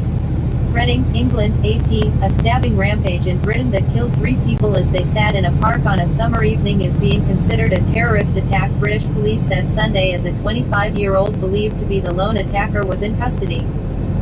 Authorities said they were not looking for any other suspects, and they did not raise Britain's official terrorism threat level from substantial. 3 people were killed and 3 others seriously wounded in the stabbing attack that came out of the blue in Reading's Forbury Gardens Park on Saturday evening. Basu said, incredibly brave, unarmed officers from the Thames Valley Police Force arrested a 25-year-old local man at the scene. The Thames Valley Force later said counter-terrorism detectives were taking over the investigation. There is no intelligence to suggest that there is any further danger to the public, said Detective Chief Superintendent Ian Hunter. The Press Association news agency reported the suspect was an asylum seeker from Libya who was living in Reading. Police have not identified him. Prime Minister Boris Johnson was being briefed on developments. His office said Johnson had met security officials, police and senior ministers on Sunday for an update on the investigation. Police officers patrolled cordons on the roads leading to the park on Sunday, and blue and white tents were erected near the site of the attack. Overnight, heavily armed officers entered an apartment about a mile away, and a loud bang was heard. The attack came a sunny summer evening in Reading, a town of 200,000 residents 40 miles, 64 kilometers west of London, as eased coronavirus lockdown restrictions allowed more people to socialize. Personal trainer Lawrence Ward said the park was full of groups sitting on the grass when one lone person walked through, suddenly shouted some unintelligible words and went around a large group of around 10, trying to stab them. He stabbed 3 of them severely in the neck and under the arms, and then turned and started running towards me, and we turned and started running, Ward said. The attack came hours after a Black Lives Matter demonstration at Forbury Gardens, but police said there was no connection between the two. Britain has been hit by several terror attacks in recent years, both by people inspired by the Islamic State group and by far-right extremists.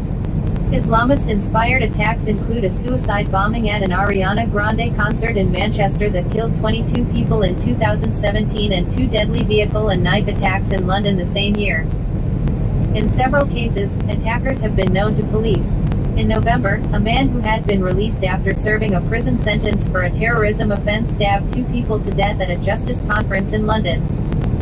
In February, a man recently released from prison after serving time for terrorism-related offenses strapped on a fake bomb and stabbed 2 people on a busy London street before being shot to death by police. No one else was killed. Britain's official terrorism threat level stands at substantial, the middle level on a 5-rung scale, meaning an attack is likely. ____. Lawless reported from London.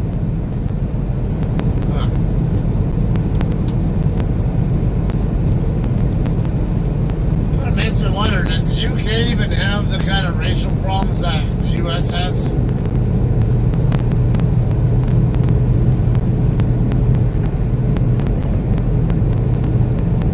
I don't think the race problems here in the US are as bad as the media makes them out to be, but I'm not going to say they don't exist either. So, in fact, I think everybody on the planet is racist to some degree. It's not just a black and white, you are or you are not. I think it's more everybody has varying levels of racism to them.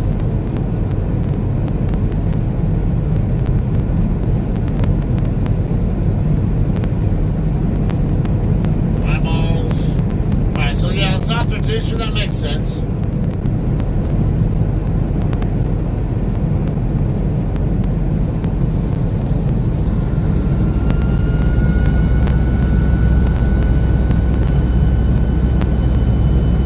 So easier to access the rest of the body through those two, I guess.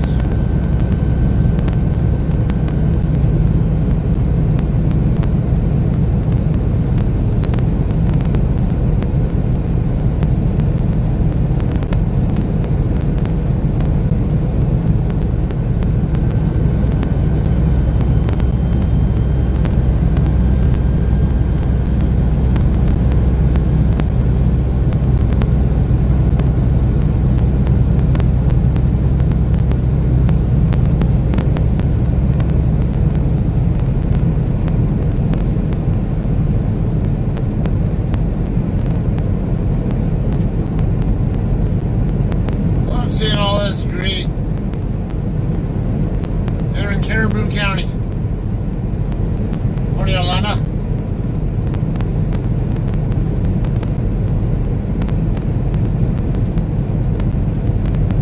It's a nice house there.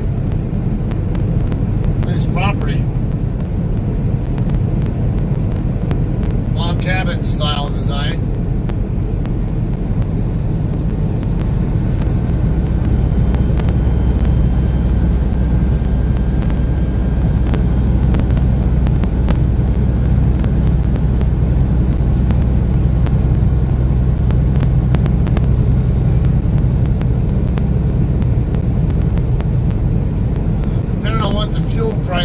at the Flying J when I get into I-15. I may go ahead and stop there for fuel, top off my tanks before I hit up 15. Bear River Valley.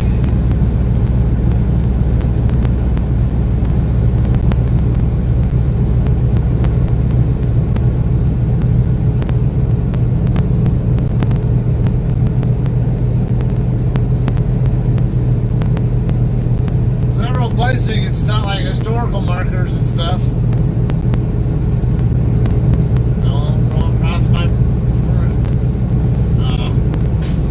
He got up high enough to not get hit by me.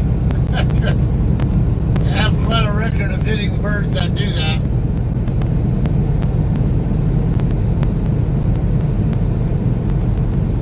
Didn't hear him hit my tractor, so must be alright. The top of the trailer is only a couple inches taller than the top of the tractor.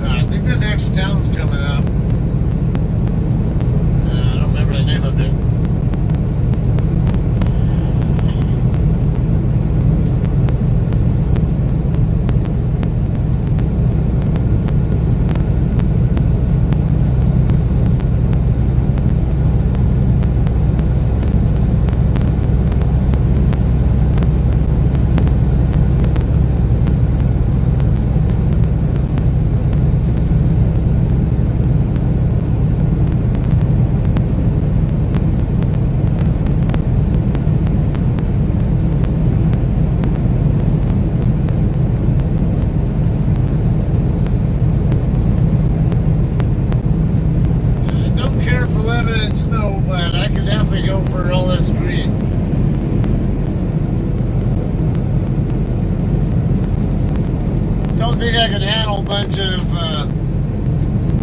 Mormons trying to convert me, though. I don't even like talking to fellow Baptists too much, because it's like, is that all you get to talk about?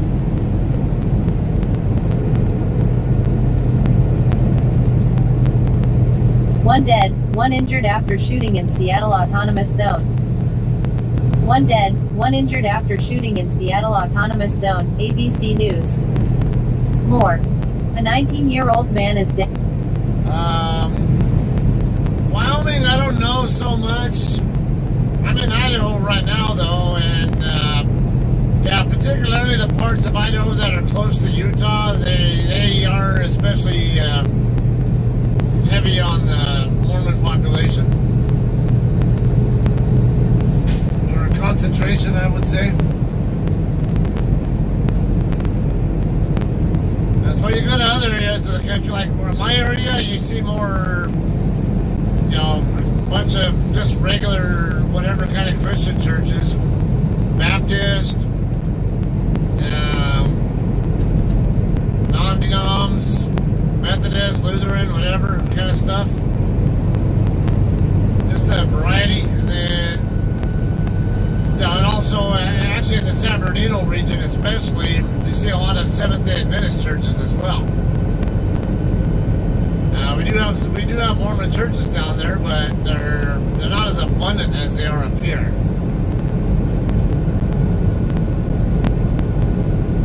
And every once in a while, you might come across a, like a synagogue or mosque or something. Entering Soda Springs, population 3,000. Got some sheep grazing right here.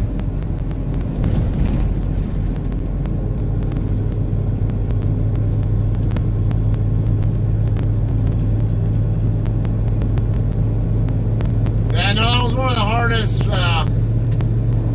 one of the adjustments I had to make when I went to college in Pocatello. I wasn't used to being around so many people who were either Mormon and or redneck, either like cowboy kind of people. It was a bit of a culture shock to me because I was never used to being around either of those kind of people. I had friends who were Mormon when I was in school, and then I also had friends who were like kind of the redneck style, whatever, but they were like the minority there. Just didn't know very many of them, and yeah, it was just a big melting pot. Most of the people where I grew up are Hispanic or Native American or, you know, just variety. Actually, I have more Hispanics than we do whites where I'm from. Cooper Spring Imperative Site.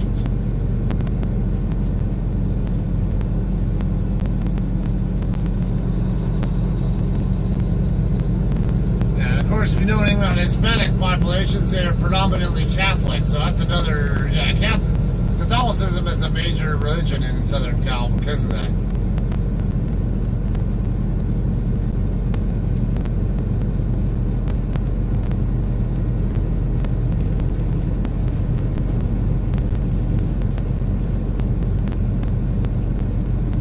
Run car show.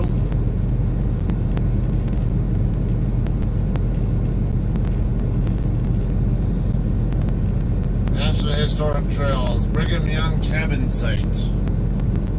Historical site ahead.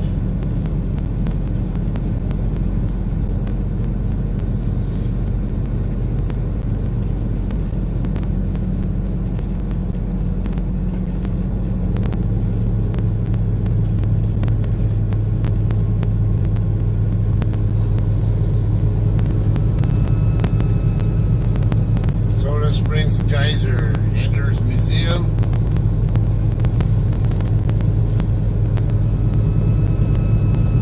This would be a place where I probably would want to check out in a car or something.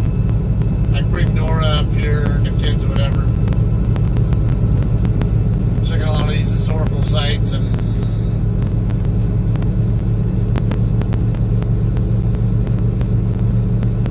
maybe go hiking or something and some of these spots here.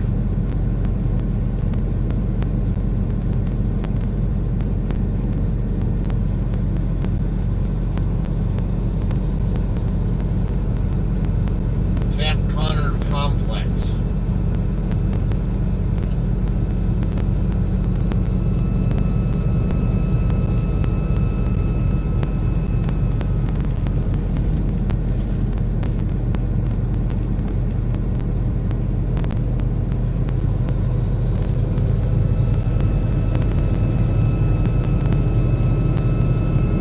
Historic Byway.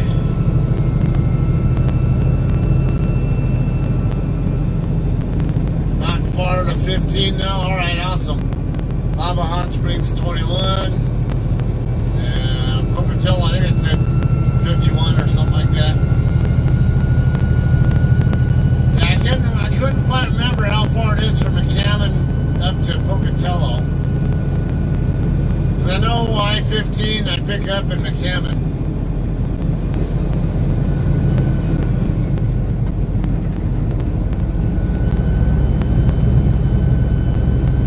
Morning, James. Idaho has 444,000 Mormons. Damn. Does the state even have 1 million residents? I don't even know what the population of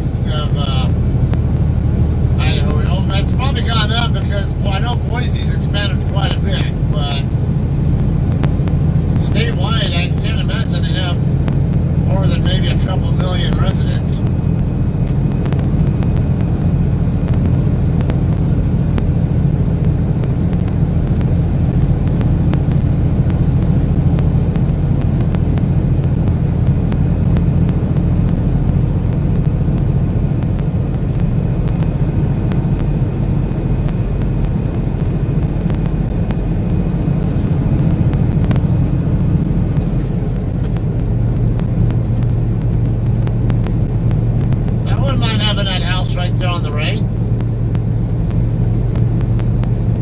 It's a good sized home and it looks nice.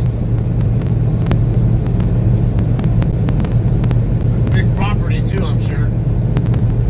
Or the other hill, the other one up there on top of the hill. Life. So, river water is usually a pretty good place to find wildlife.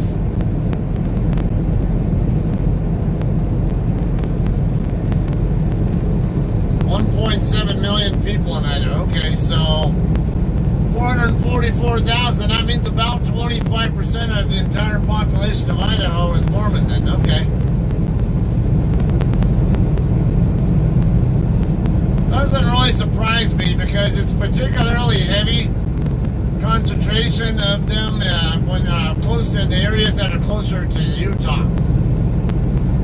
You get to the areas that are further away from Utah, they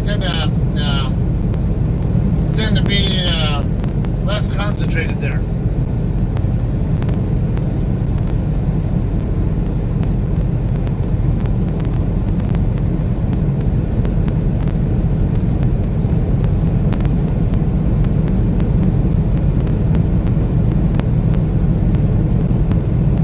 All the homes are big locations there because several wives and a lot of children.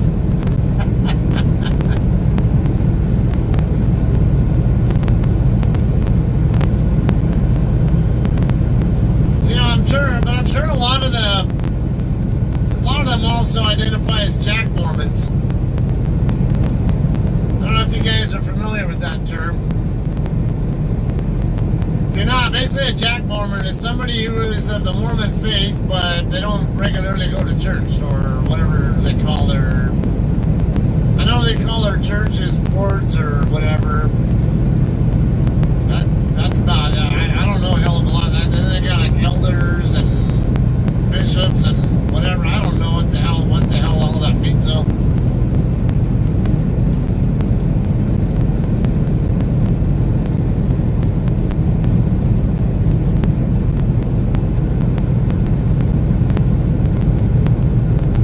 Mormons are the only religious group backing legalization of marijuana. Interesting.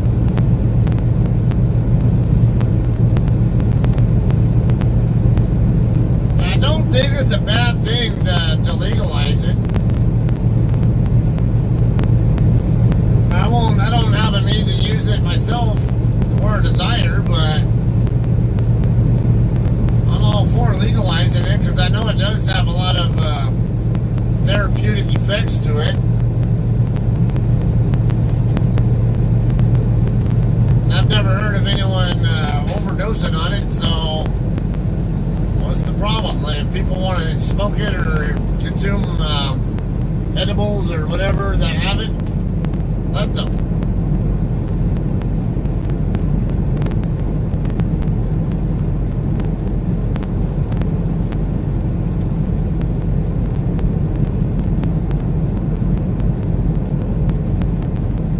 Alright, westbound 30 straight ahead. So I got Idaho Highway 34 here. Bancroft and Grace.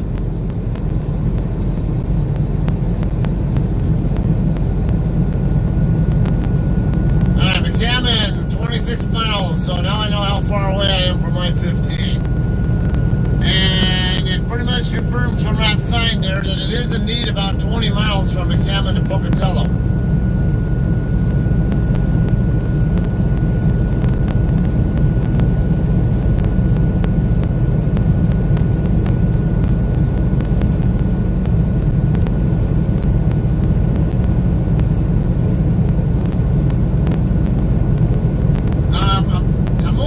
Utah now because back in the day, I remember I think about 70% of the entire population in Utah was Mormon, but I know particularly the Salt Lake City area has seen a lot of development over the years,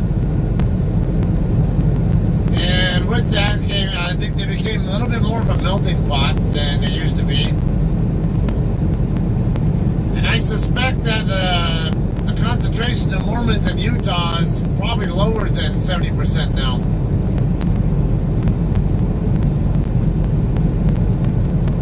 I know they still have a heavy influence there, but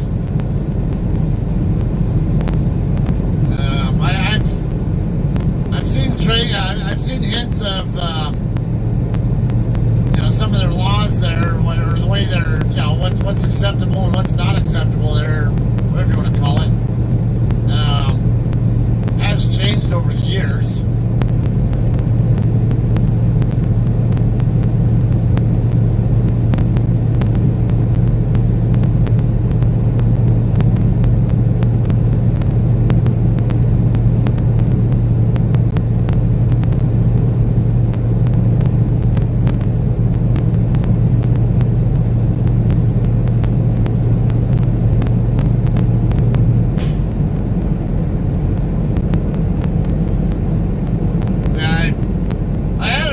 Time though, like I was saying, the culture shock thing when I was in college over there, because I never, well, for one, never been around so many white people, which is funny because I am white. But I've also never seen so many people who are racist, and most of the time the racists always seem to be like the redneck types or whatnot. Kind of left a bad taste in my mouth of people of that ilk. Kind of developed stereotypes about people like that, but it's not really right though, because I know there are a number of people who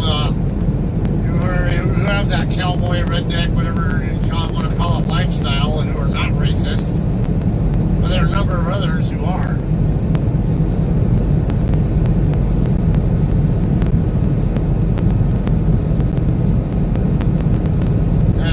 In your squad, you had 3 wives and like 20 kids.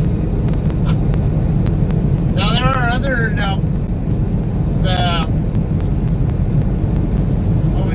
the contemporary Mormons. They don't do bigamy or polygamy. They have just one wife, but then they tend to have the belief in reproducing with basically not using birth control and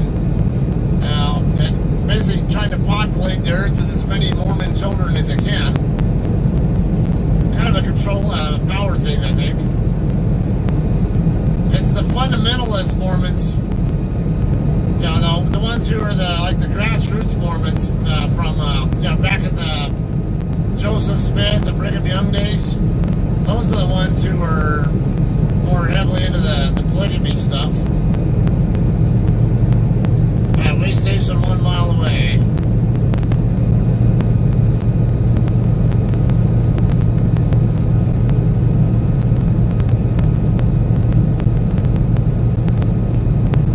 Sean Living proof that weed works, yes. I know a lot of people who aren't even into weed, but who have health issues, and it's been suggested that they try that, and a lot of them are convinced that it really does have a beneficial effects on them. Way station is closed.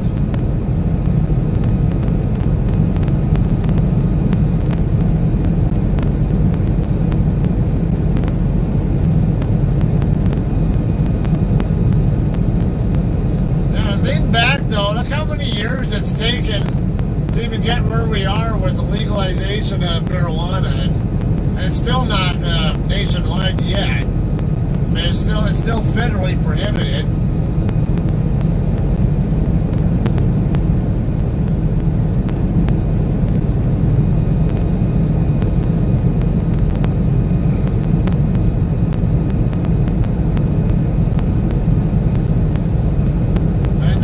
States have legalized what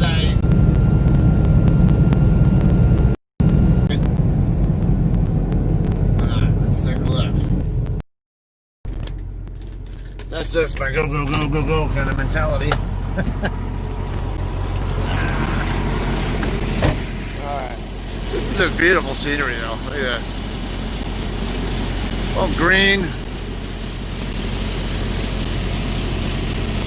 To go hiking up these hills, I'd love to do. If there are even any trails there. Got here Chesterfield.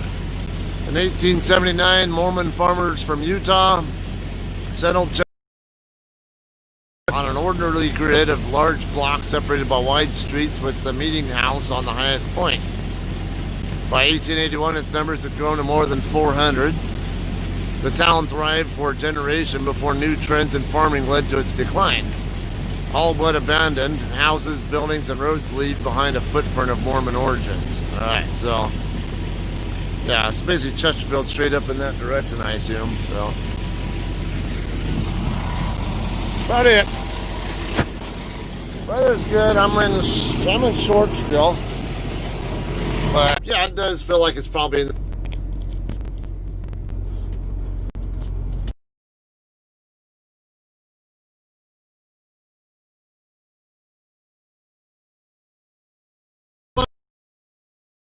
just gorgeous.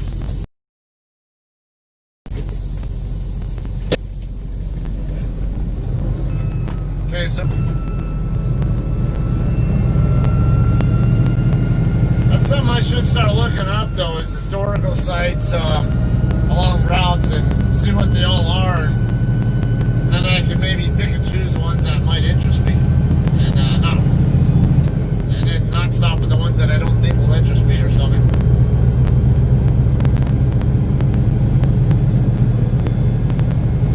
Chesterfield Historical Site, 16 miles right up this road. Bancroft, 5 miles up.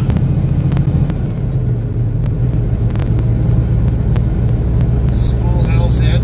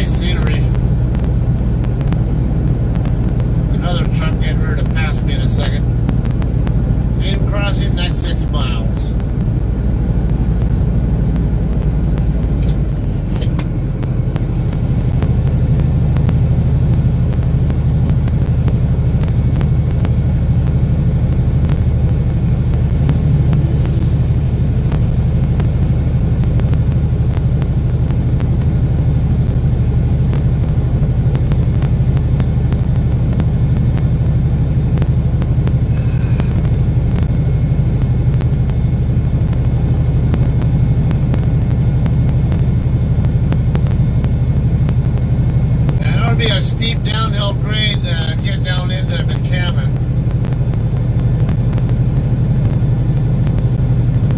So basically, when I get to the summit of this hill I'm at now, I think it's where it starts to drop down. And let's see, I think I was 26 miles away when I saw the last marker, and I've done it, I think 9, so it should be about a 15-mile drive from here to McCammon.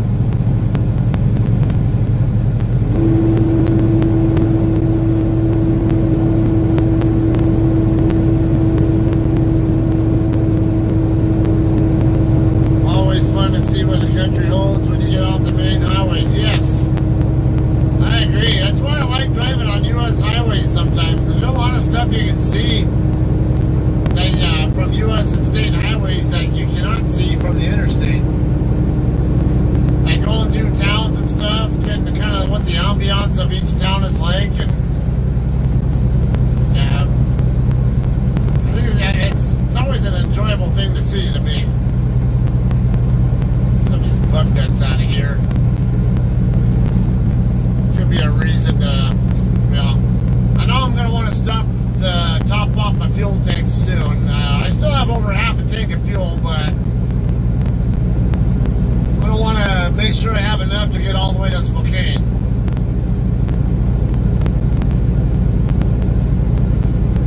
Don't know that I have enough to get to Spokane with what I have, so. And I ended the last trip with about half a tank of fuel, so it makes sense to top my tanks off, especially if I can get it for less than the average price.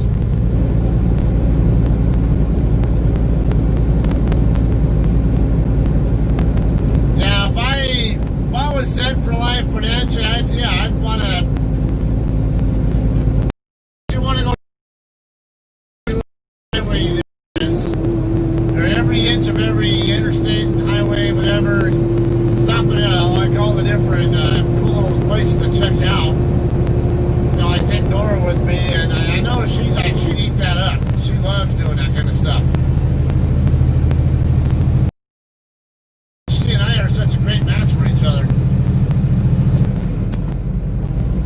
turn out. Check brakes. I don't need to check mine. It's called use the right gear so you don't have to use your brakes. 5% grade. This is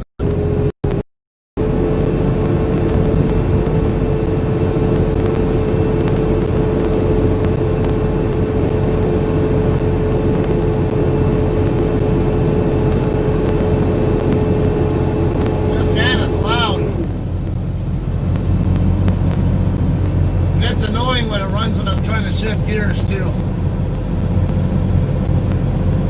So it tends to make my RPM drop faster and messes with the timing that I'm used to.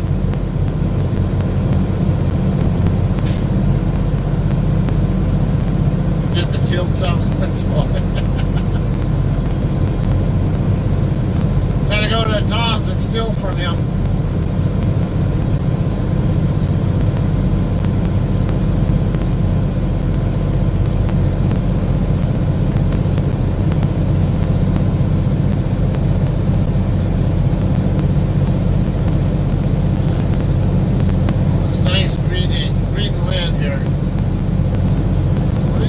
With it, though, and all that land, I'm sure they're doing something productive with it, but it doesn't look like they're growing anything, and I don't see any animals feeding on it.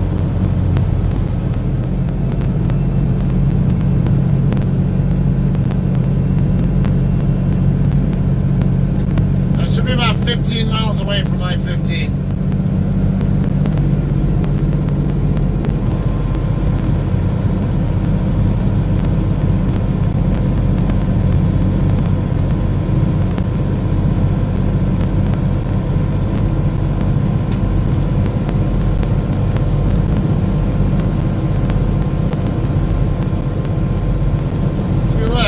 Touch my service brakes. Don't need them. Jake brakes work fine going down the hill.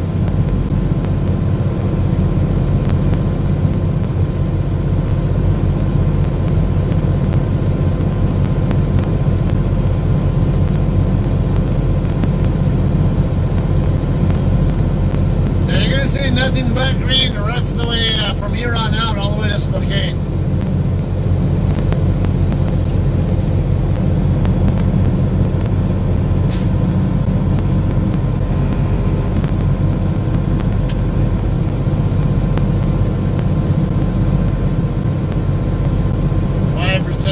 Next mile and a half.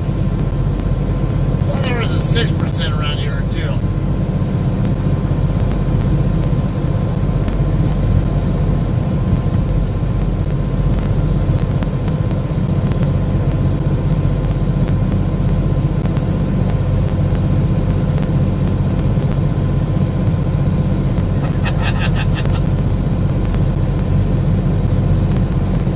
There you go.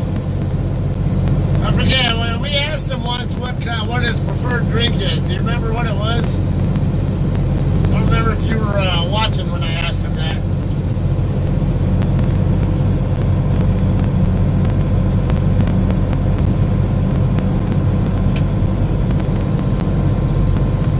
First Street Road.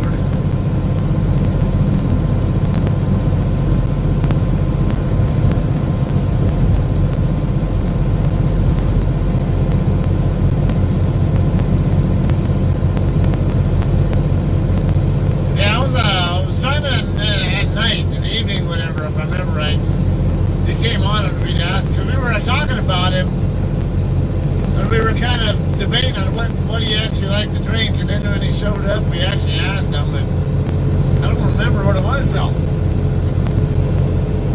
Port Loof Bend Campground, quarter mile.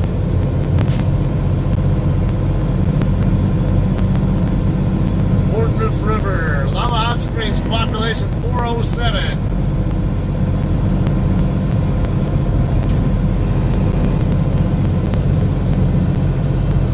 Off with your compression brakes for prohibited. Don't do it alone.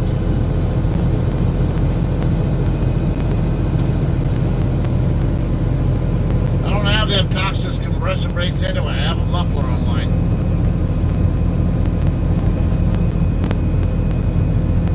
Another historical site ahead.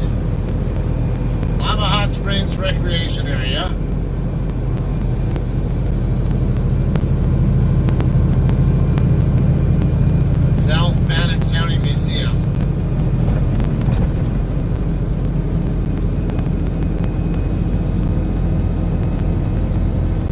something I can do too when I research is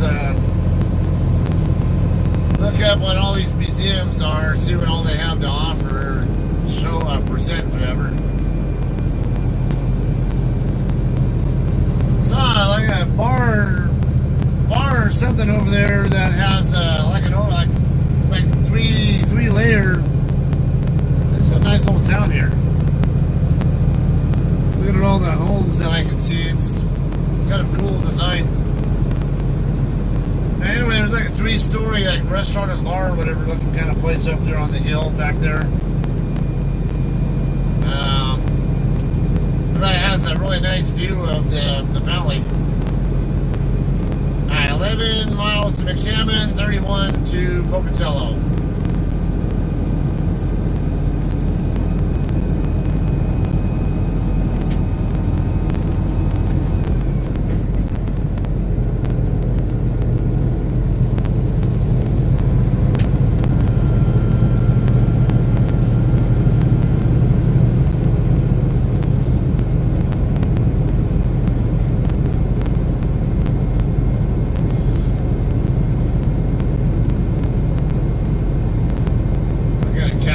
With the trailer. Kind of looks like a mine.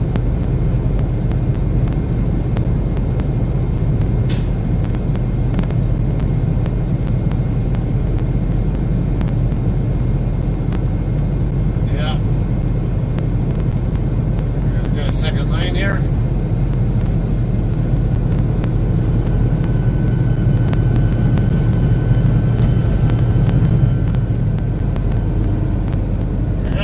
Or two, I can't tell. It's like 2. Maybe you should get your ass out of this lane.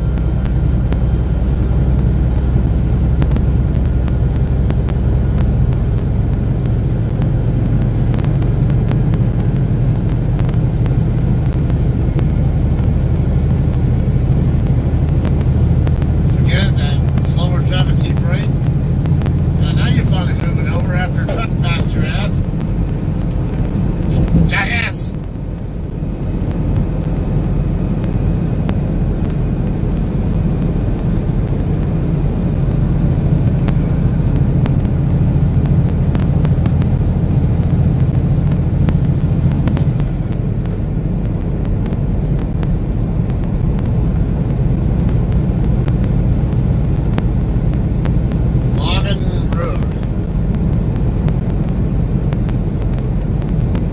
About 9 miles from McShaman.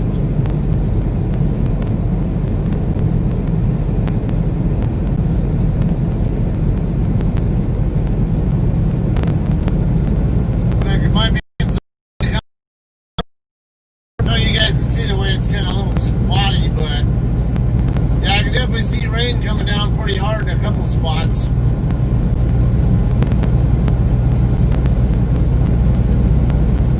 It does look like I'm going to drive right into it too. That's a nice area. Some nice homes right here. Don't much care for the color of the one up on the higher part of the hill, but the designs and the lot sizes and all that are really nice.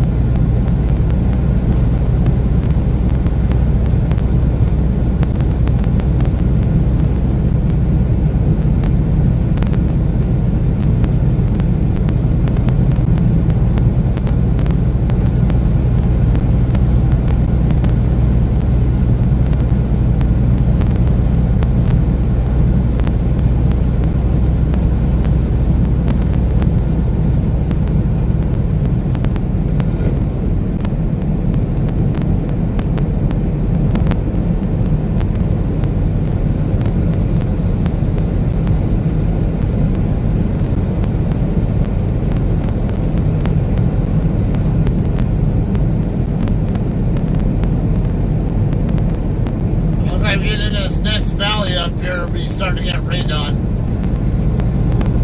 So it looks like it's dumping some pretty good rain down on the other side of these hills right there.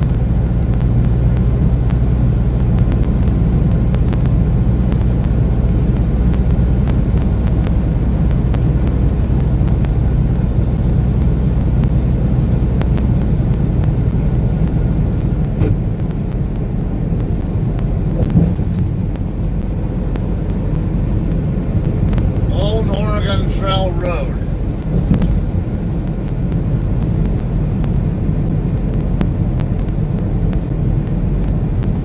Right? I can't believe that. People threw that down just because of that sign.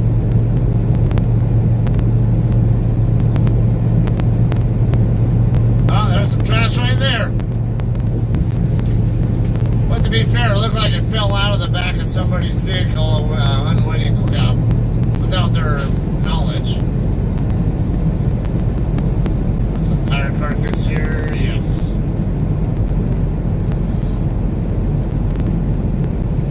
Where's the rain at? I thought, alright.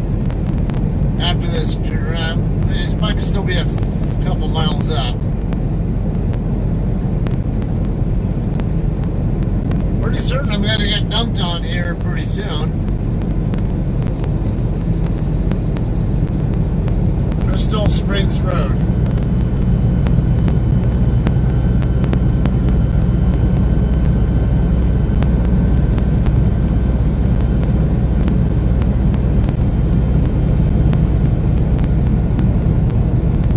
Yeah, right here in this valley here.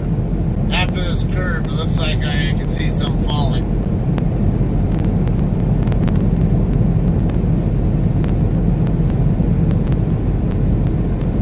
Right, it does look like it's spotty. So areas where it's falling pretty good, and other areas where don't really see much of anything coming down.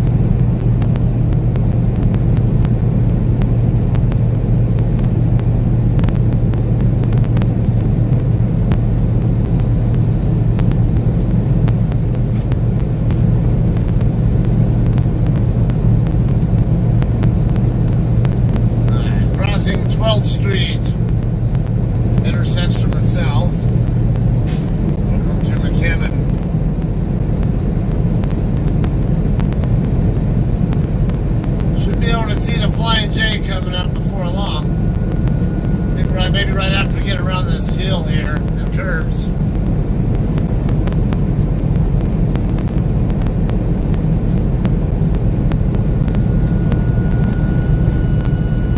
So national average price of fuel right now is $2.40. It's for diesel. So if I get the fuel for less than that, well, it could be like $2.55, whatever, advertised on here. Anything less than that, we're good. Okay, I see the flying J. You're off to the left now.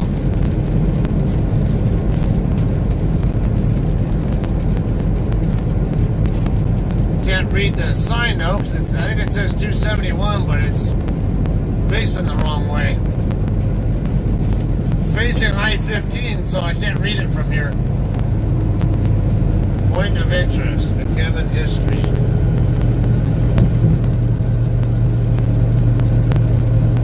Yeah, I think it says 271 or 266. Yeah, that's not a good enough price. See if I can get a better price somewhere else. But I know then again. See, the Chevron here is $245. Look, I was gonna drink here. Might need to, just in case, because I don't know where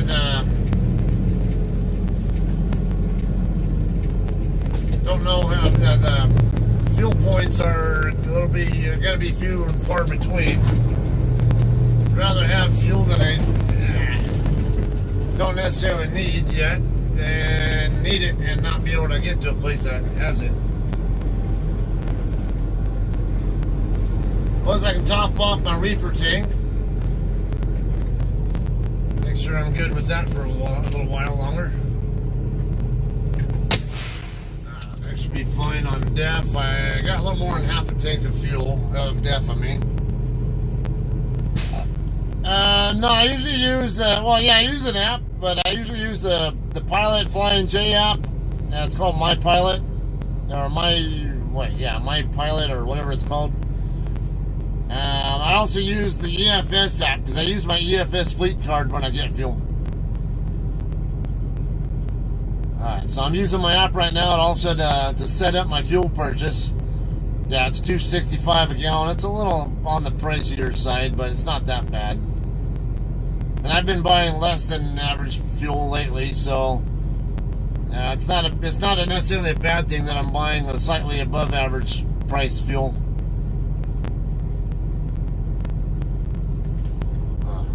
I forgot to go on duty for fuel. Okay, I got my code now. 483.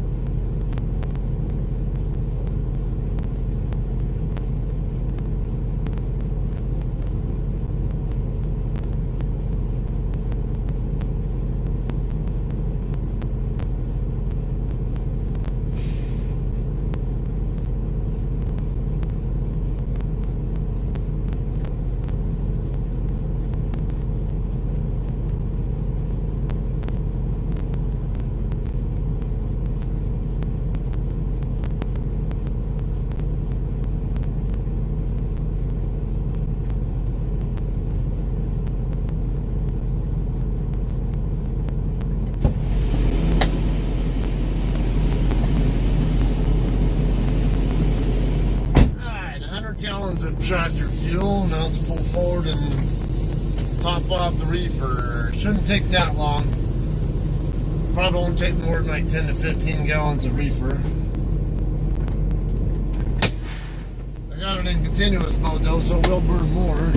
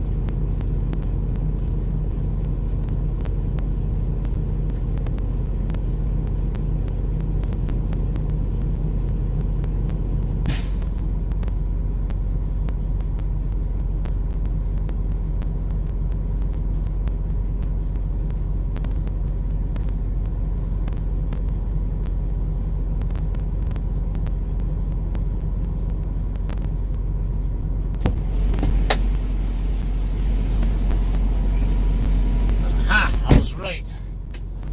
11.4 gallons.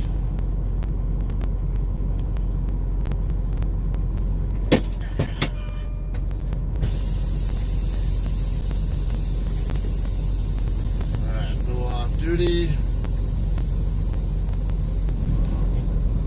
Pull forward, run in to use the restroom, wash my hands and shit, and then should be about a 70-mile trip from here to Idaho Falls.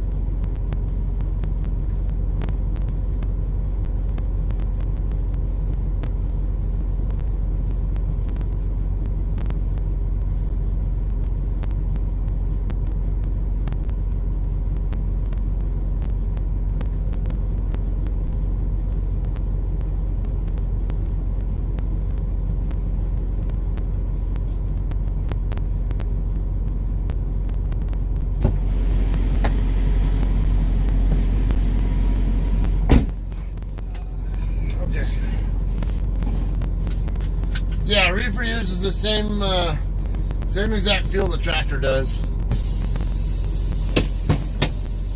Basically, all I do is hang up the pumps, or the nozzles, whatever, when I'm done with the tractor, and then it switches over to reefer after that.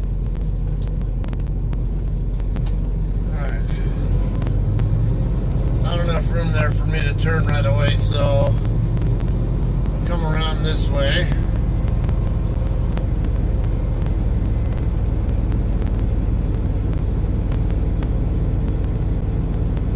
It should be about a 20-mile trip from here to Pocatello, and then 50 more miles past that to get to Idaho Falls.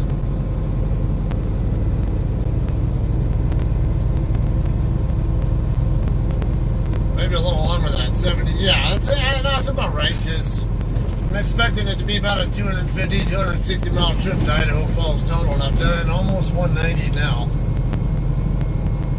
About 185-ish.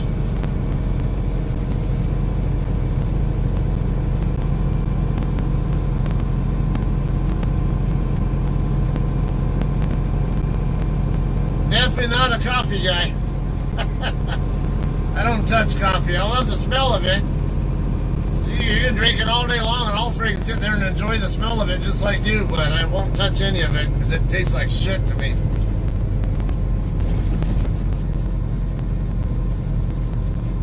Yeah, I either drink water or Pepsi usually, although they didn't. They only have Coca-Cola products here, so I got Coke Vanilla. Usually it's just regular Pepsi though, or I'll just put water in my thing and drink it. It's clear in both directions.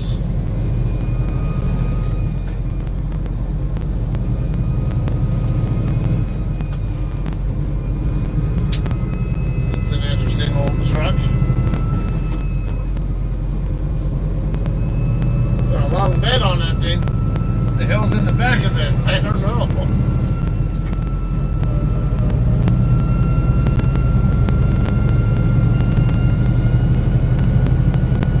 Idaho Falls to Spokane is 509. Okay, so I should be about 580-ish away right now then, because I got about 70 miles to go to get to Idaho Falls. I'm getting on I-15 northbound in McCammon right now. Just finished the US 30 segment. Be in Pocatello about 20 miles from now, and Idaho Falls in about 70 from now.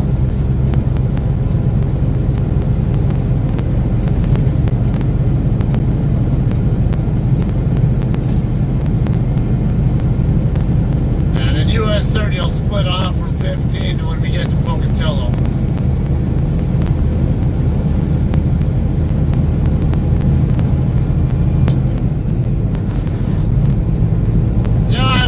Younger, I actually didn't mind Dr. Pepper back then, but nowadays I don't care for it.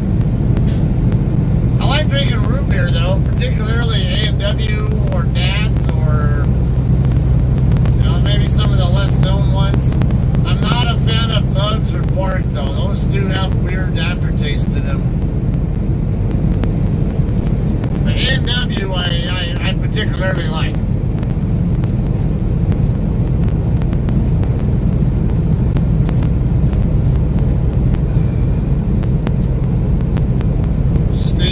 Root beer, never heard of that one.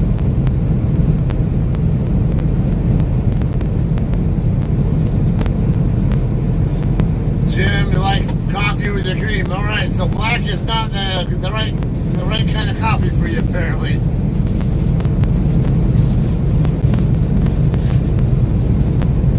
I guess a really milky brown is what you go for. That's what it sounds like.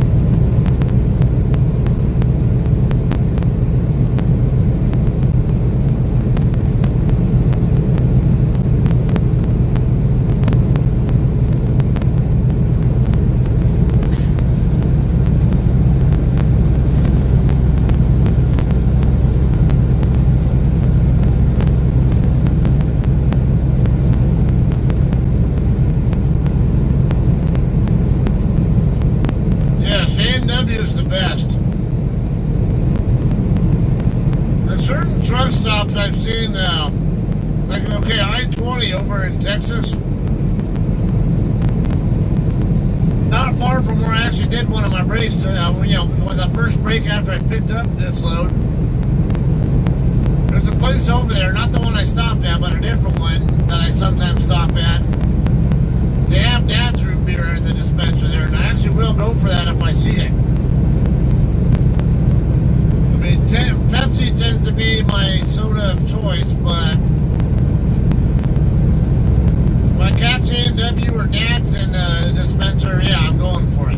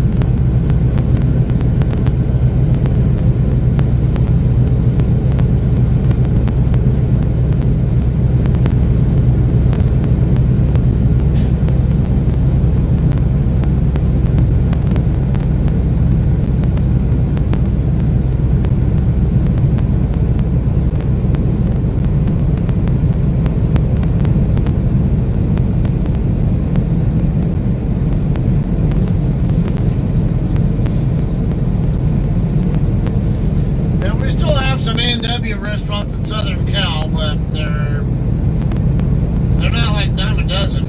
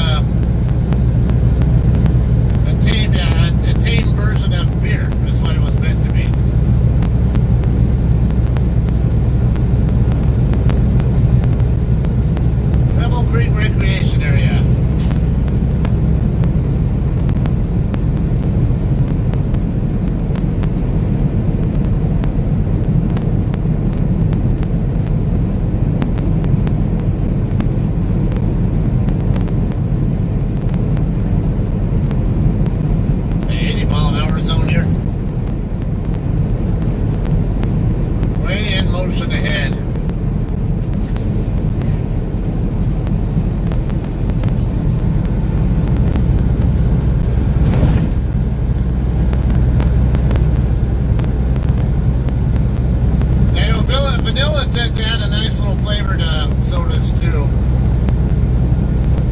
But as much as I prefer Pepsi over Coke, I think vanilla, goes better with Coke than it does with Pepsi.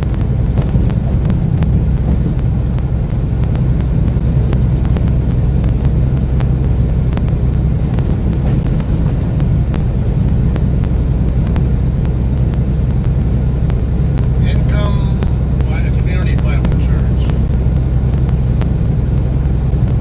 That's right, the town of Income. Alright, trucks right lane. I gotta slow down because I'm gaining on this van conversion ahead of me.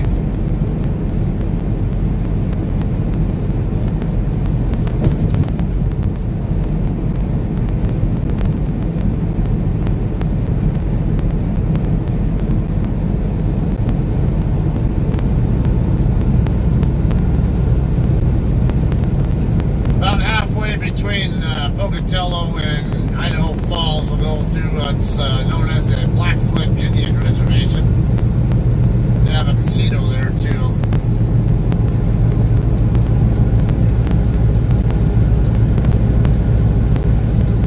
Pull in and thus closed. It's open.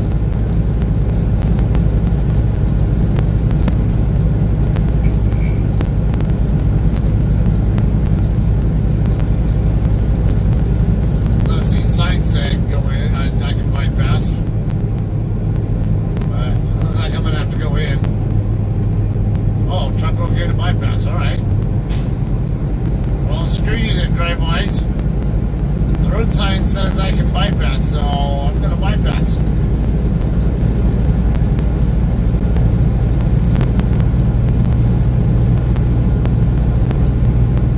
Now there's gonna be another one up north of Idaho Falls that I'll be going through on the second half.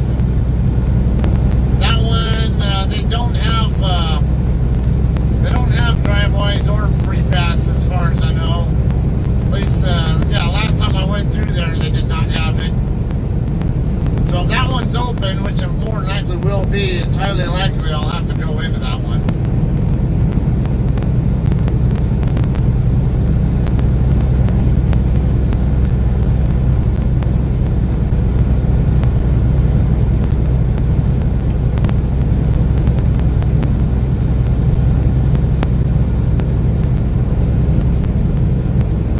Went through West Yellowstone with the load when I was on my trainer's truck.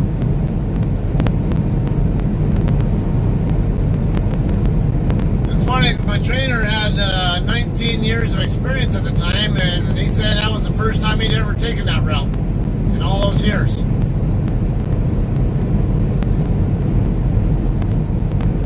Alright, Idaho Falls, 58 miles.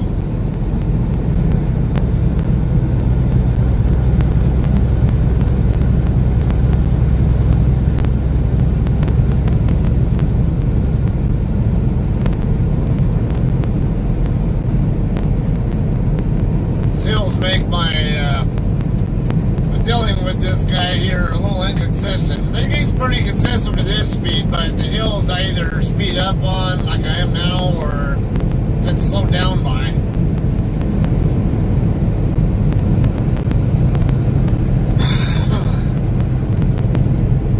He seems to be doing a fairly steady 70 miles an hour.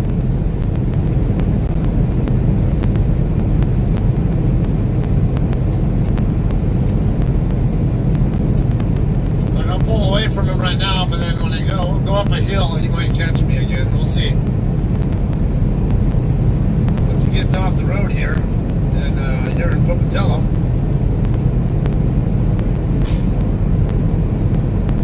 Crossing over Black Rock Road now. What is this, a trail or something? There's some kind of a sign over there at the entrance to this, whatever this area is, directly to my right. Portneuf area, 1 mile.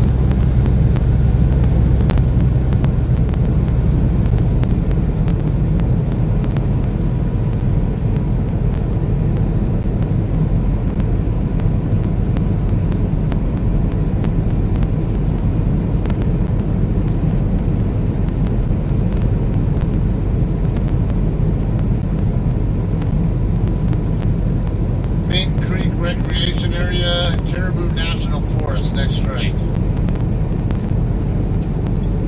And the US already slow, and then it starts following Interstate 86, basically. Then it follows 86 over to 84, and then kind of goes back and forth with I-84 across.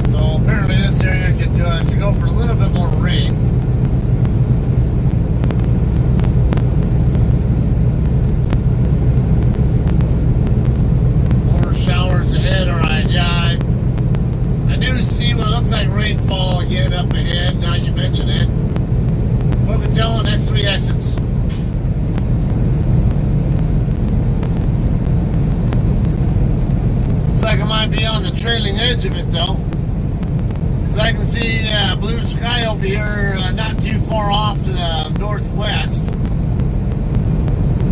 just west of Pocatello, basically. Then I see some higher white clouds, like what is that? What are those puffy white clouds called? Are those cirrus clouds or cumulus clouds? I always forget. I think cumulus. I know some of the names of the clouds, I just don't remember what's what. Cumulus, okay, that's what I thought. There's cumulonimbus, I think, are the cumulus clouds that have a more, like a darker, rainy looking color to them, if I remember right. And aren't cirrus clouds, what, those are like they have a more like a sheet kind of look to them or something? I forget. Cumulonimbus is rain. Okay, so I was right. Yeah, I'm really foggy on what terminology corresponds with what kind of cloud. I'm familiar with some of the names, but I always have the hardest time remembering what is what. Cirrus or high wispy clouds. Okay.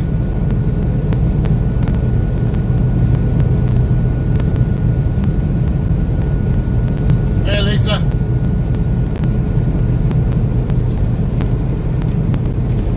Alright. Going through Pocatello, Idaho right now, where I went to college. For all of a year. Some nice homes up here on the hill to the right. Pretty good sized homes with some big decks on the back of them.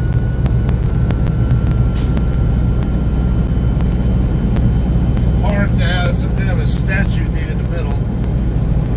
Or is that a cemetery? I don't know.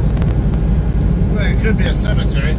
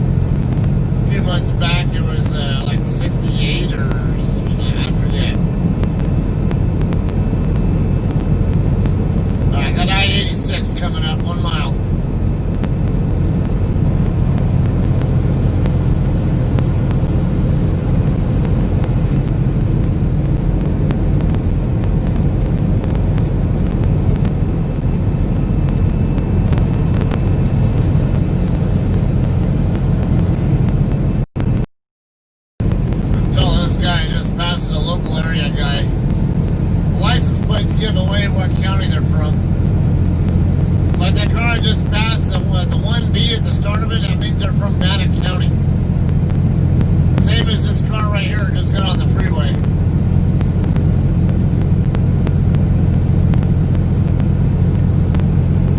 So basically, it's really just a letter first. But if there's multiple counties with the same letter initial, it's like there are like 8 or 9 or whatever it is counties in Idaho that start with the letter B.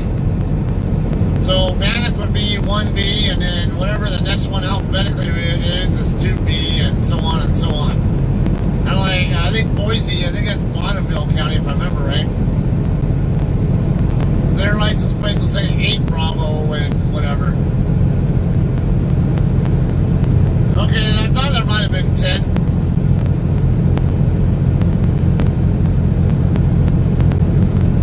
So the 0B or whatever, I assume, I'm not sure if that's something, BA something, or a later B number.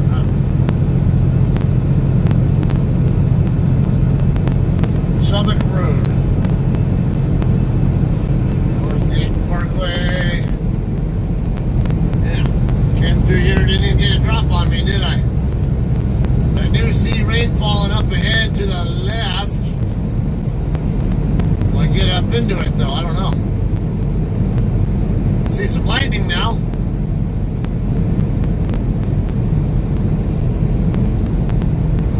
Looks like it might have a east to west wind based on the way the rain is falling over there. Because it looks like the rain is falling in a westerly direction from the cloud that it's coming from.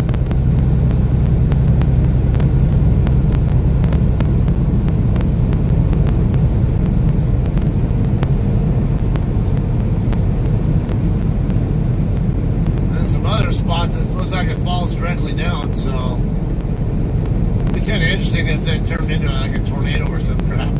I mean, it's always possible.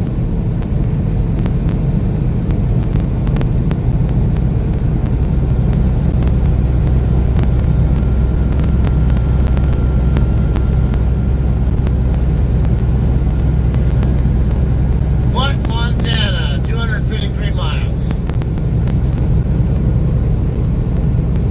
Pocatello, only 57,000. Okay, so it's only grown by 5,000 people since I was here, like more than 25 years ago. Not much growth there. Not sure that's really a bad thing. I mean, 57,000 is still not a bad sized town or city.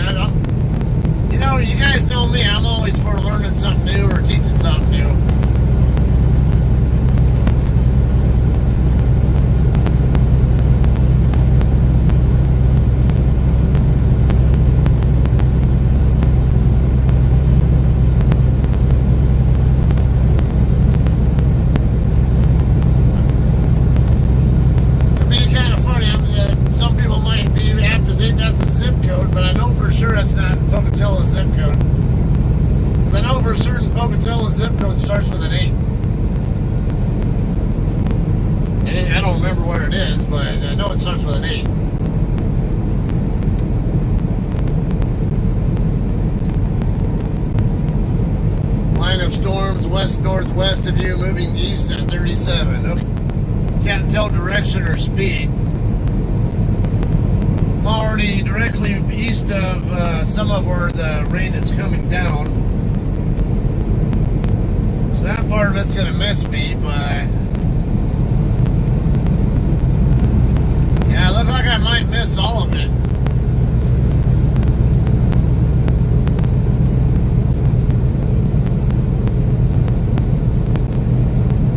At 37, I basically have to be twice as far away from where it crosses I-15 from where it is. And I'm not sure that is the case. I can't tell where I-15 is in relation to it, but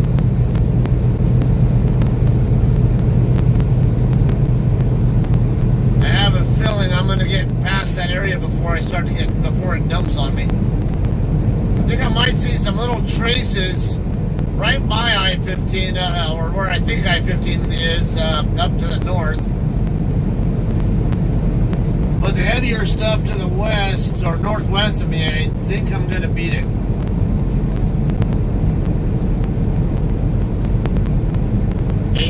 Okay, yeah, that sounds familiar. Alright, Fort Hall, 1 mile.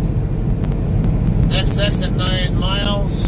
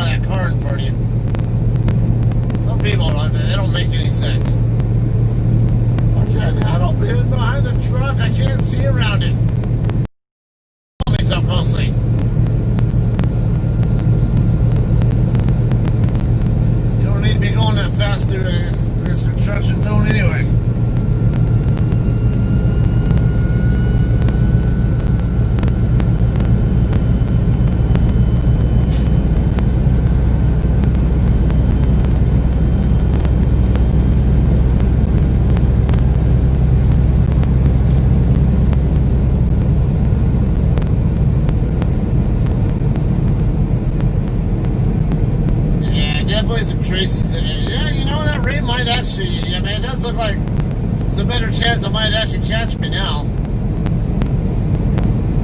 based on which direction I'm going, but I might turn back away from it. I don't know.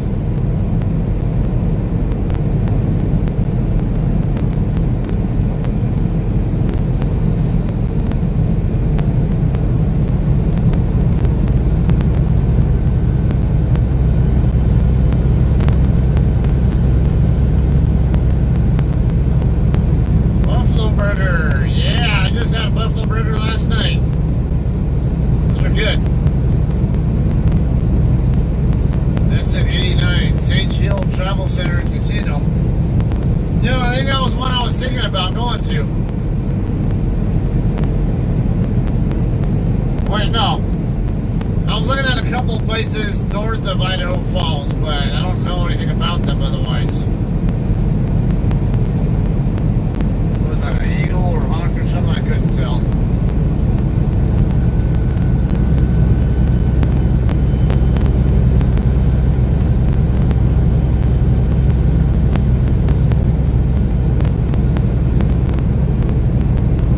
Cott's Foods over here. Cott's Distributing here, huh?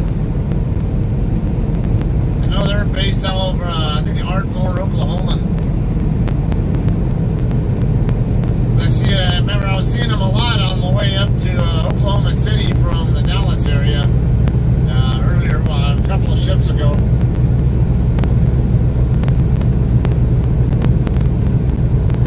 Lightning.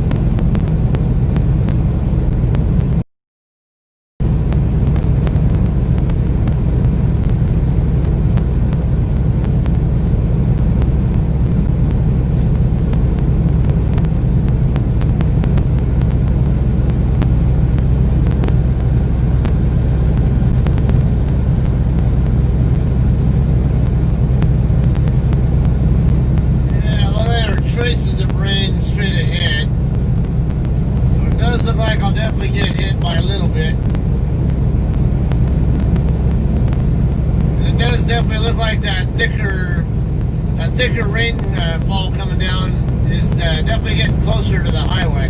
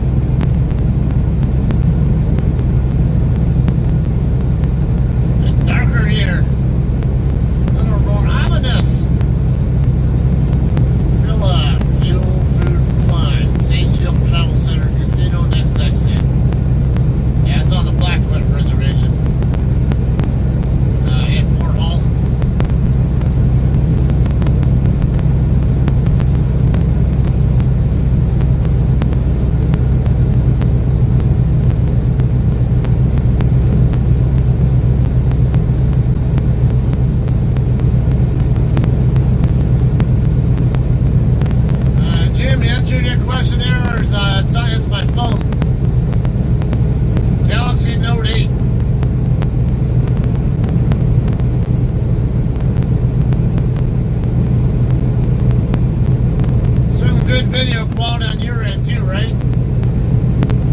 I assume that's why Siri thinks that it's not really live.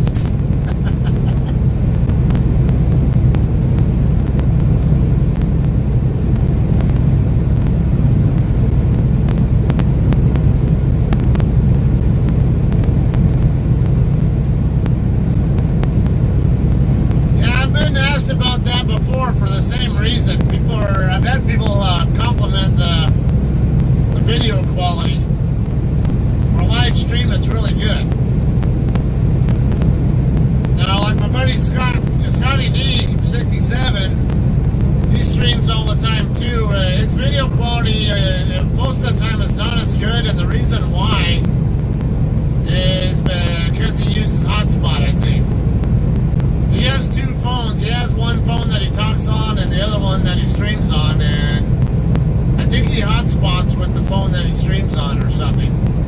So when he uses up his allotted data, so like the beginning of the month, his video quality will be really good, and then after he's used up all of his allotted data, and his data speed gets throttled, and then it gets brought down to a lower resolution, I guess. From what I understand him telling me before.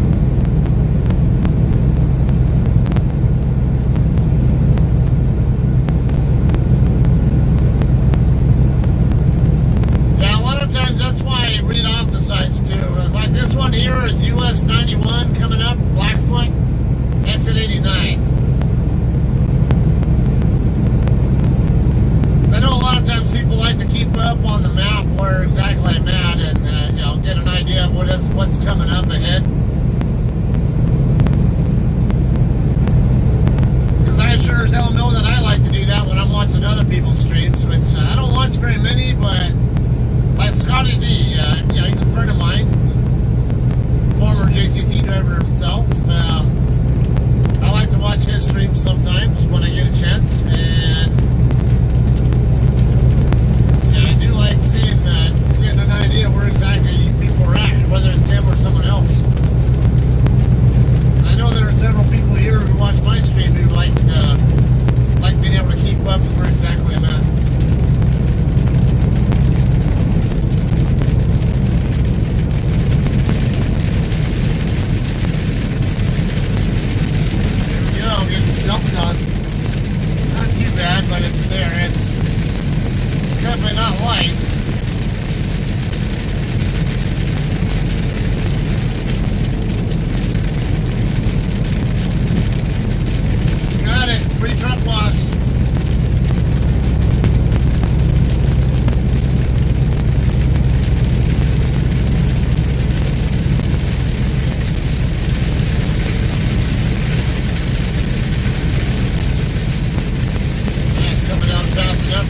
think on the highest setting.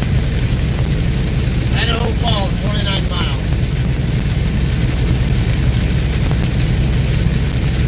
I would say it's around the 120-ish. I don't remember the exact mile marker, but I want to say around 120 or so where the gloves is at.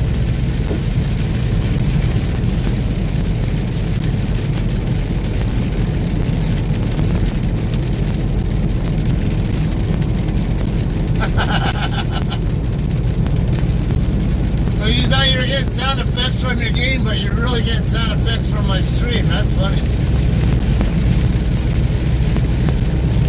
Potato Museum. Of course. What else is Idaho famous for? Potatoes.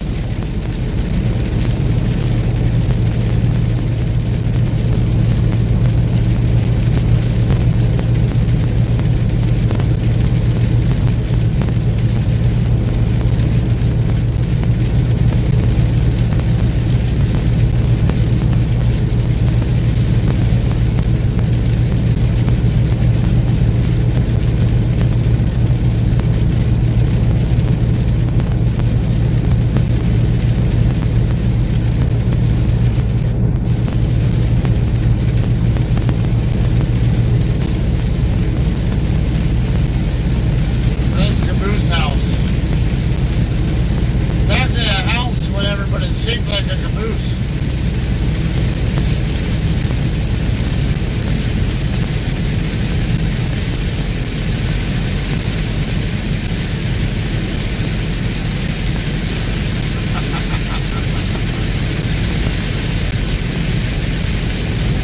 That's funny. Farmer of Energy Site, Centers of the Moon and Arco. Alright, Flying J is out next at 113. I'm not really interested in stopping at Flying J. I don't want Subway.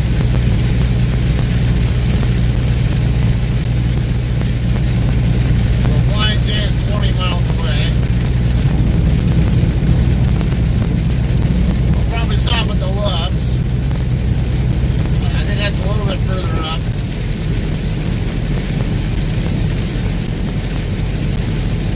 Potatoes and anti-government. What was it? Yeah, bouncing there. I had to wait. Separatists.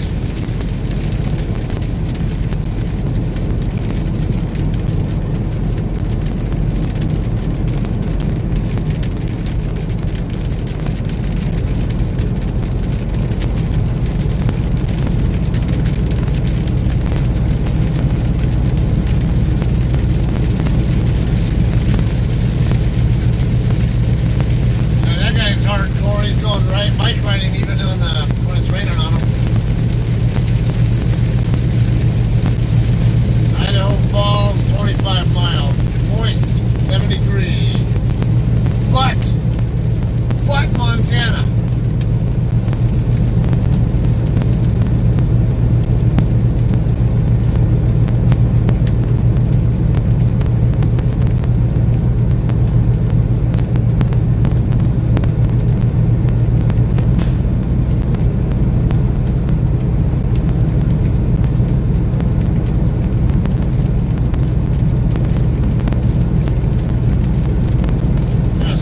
Golfing out here with their several people out here golfing even though it's raining. Thunderstorm. I remember I used to go golfing in at Aviano Air Base. Even when it rained, we'd go out there golfing. We didn't give a shit, but as long as there wasn't thunderstorms, we were allowed to stay out there. But as soon as it started. As soon as the lightning and thunderstorm started coming, they'd kick us off the course. Then we'd have to hang out in the clubhouse, whatever, and wait for it to pass by, and then we could go back out to wherever we were.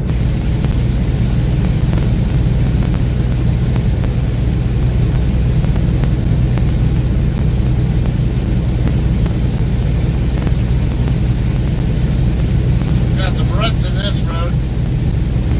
Almost felt like I was hydroplaning not too far back there, but, about half a mile ago.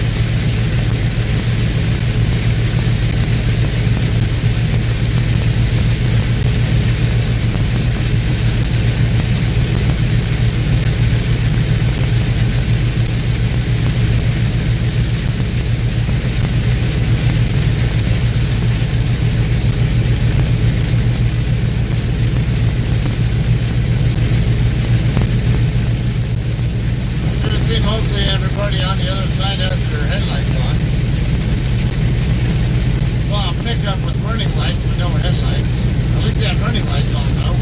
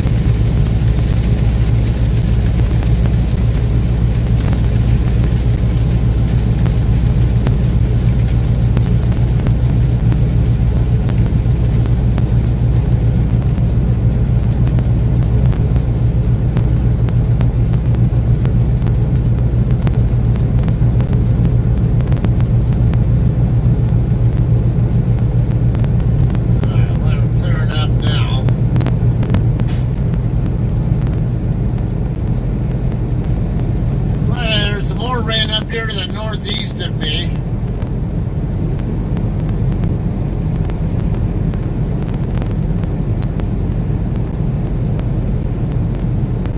Okay, so I'm guessing the reason why the rain looks like it's falling westbound, it might be more that the rain that already fell is west of where the rain that's more recently fallen out of the cloud is.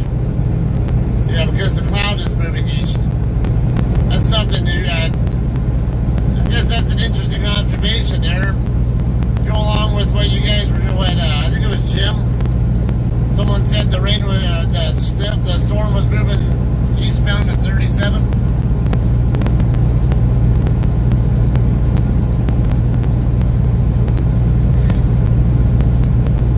So I guess that's a good way to get an idea which, it's not so much way the rain is falling, it's more of which way has the cloud moved from where the rain is at. I would have thought it'd be the other way around.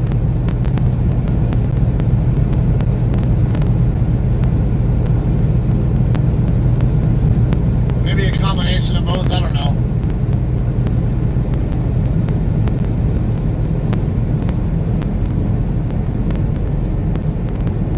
I'm going to have to ask my weather expert buddy for some insight into that later. I'd get back up to 70 because the road's drier now. Yeah, my radar, I use that same app. It's great. I use Weather Channel and my radar. I tend to use them for both different purposes. The storms themselves, I tend to like my radar. It's also great for tornado tracking.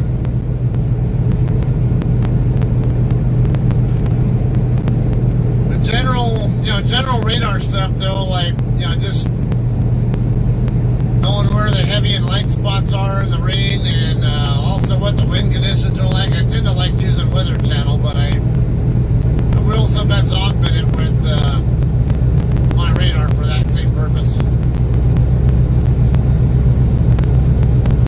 Yeah, that weather expert friend of mine, actually, he's the same one who suggested my radar.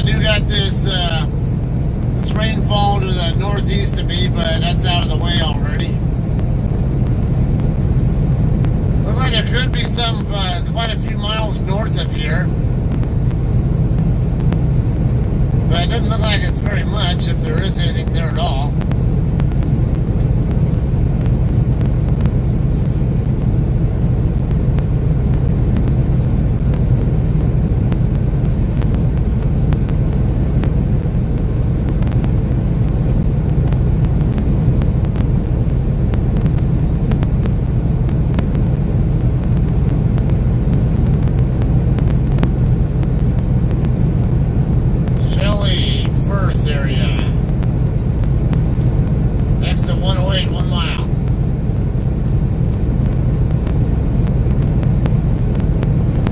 Where is this road I'm crossing here? Does this say Baseline? Yep, sure does. This is Baseline Road I'm crossing under now.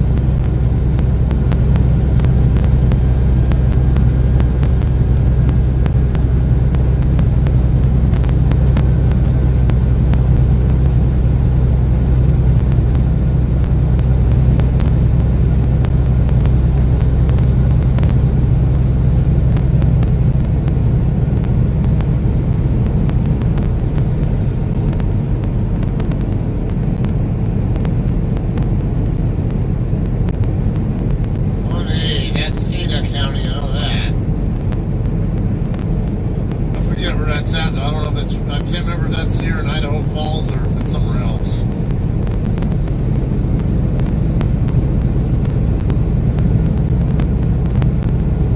Don't know what S is though. Not one I really ever see. There's some like some freaking sticks or something.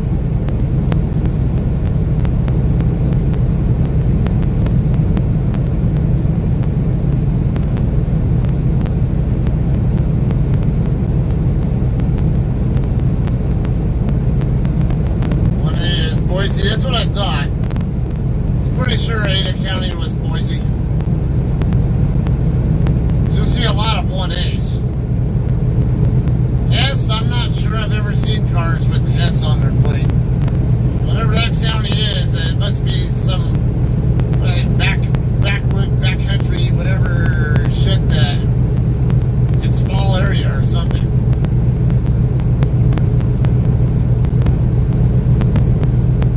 10-mile marker. Idaho Falls Zoo. Best little zoo in the West. What's this guy? Oh, Two Papa. Two Papa's another one I'm not really familiar with. Might have seen it before, but it's not super familiar to me. Shoshone County, okay, up in northern Idaho. Alright, that's interesting. No wonder I'm not familiar with it, because I'm never up in that area. But every once in a blue moon I'd go through there with Sierra England, but I've never, we're just never up this way with JCT. CPY. Alright, so apparently trailers have a different format that they use than regular vehicles.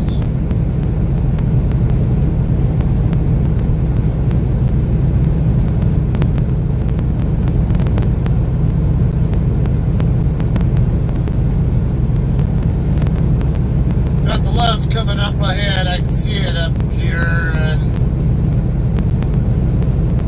I think that's, there's another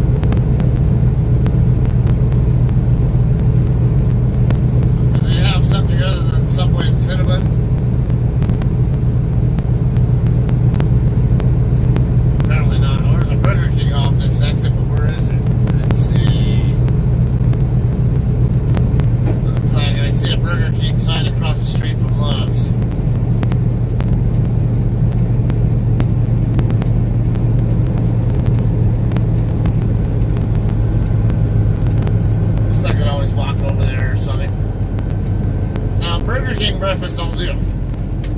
French toast sticks and the sausage croissants. Those are both good. Which one's closer, Love's or I can't tell. Like Flying J, maybe.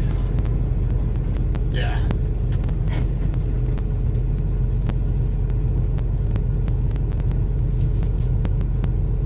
If it was more like lunchtime, I would be okay with stopping at Love's from McDonald's, but I really can't stand their breakfast.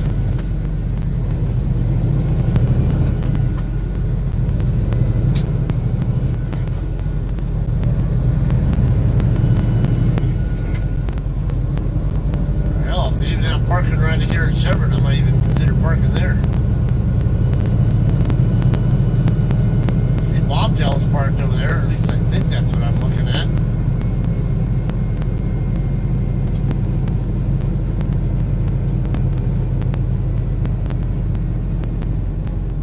Yeah, that's an across the street place.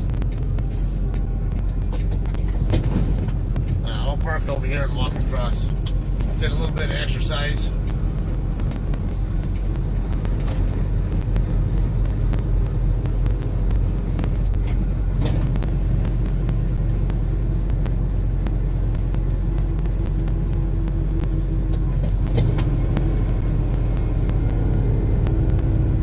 Look at that cab over there.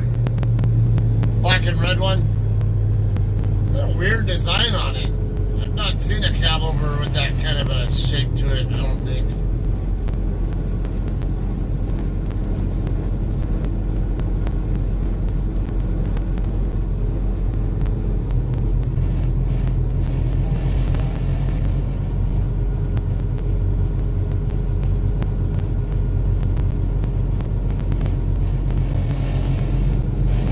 Okay, these are all pull-through spots. There's a spot open right there, but that guy's got his door open.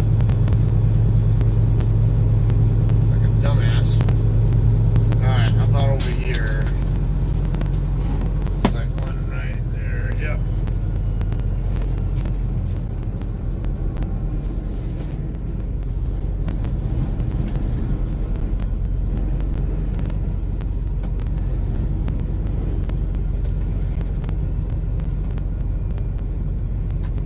Yay! Alright, off duty. 58. I might put a hoodie on just to be sure.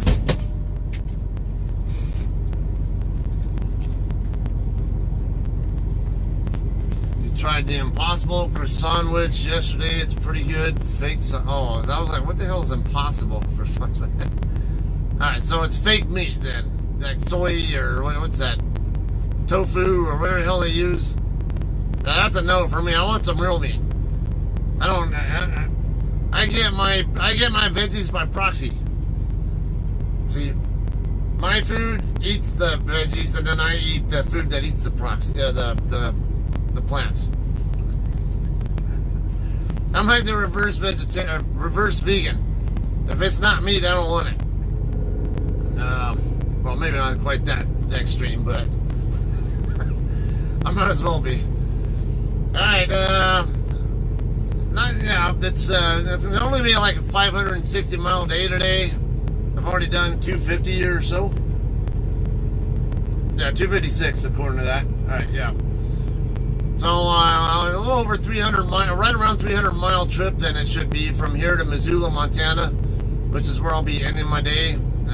I could probably go further, but why bother? I have to do a 10-hour break before I can get to Spokane anyway, and it doesn't really matter to me.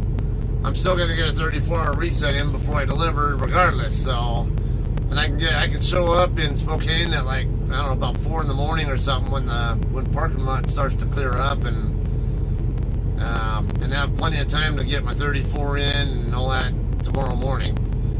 Because like I said, Missoula, about 300 from here, and then it should be about another 200 or so from Missoula over to Spokane. The only reason, the only reason I'm going through Montana is because there's not a more practical route I can take. and they're not paying me the extra miles to go across 84. So, like, if they're only going to pay me the miles to take the most practical route, guess what? I'm taking the most practical route. And then it was a weekday. If yesterday had been a weekday, I would have asked my DM, hey, any chance you can I get the you pay me the extra, route me across 84 for the miles.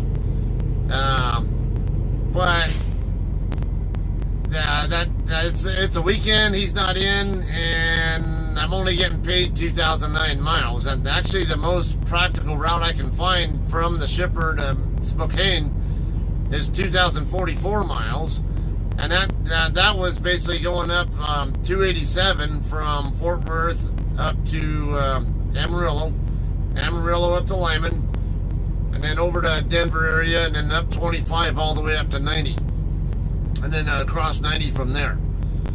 So I'm avoiding as much as 90 as I can without adding too many extra miles. And I already did add miles because I had to stop in Hinton, Oklahoma for my daughter's glasses.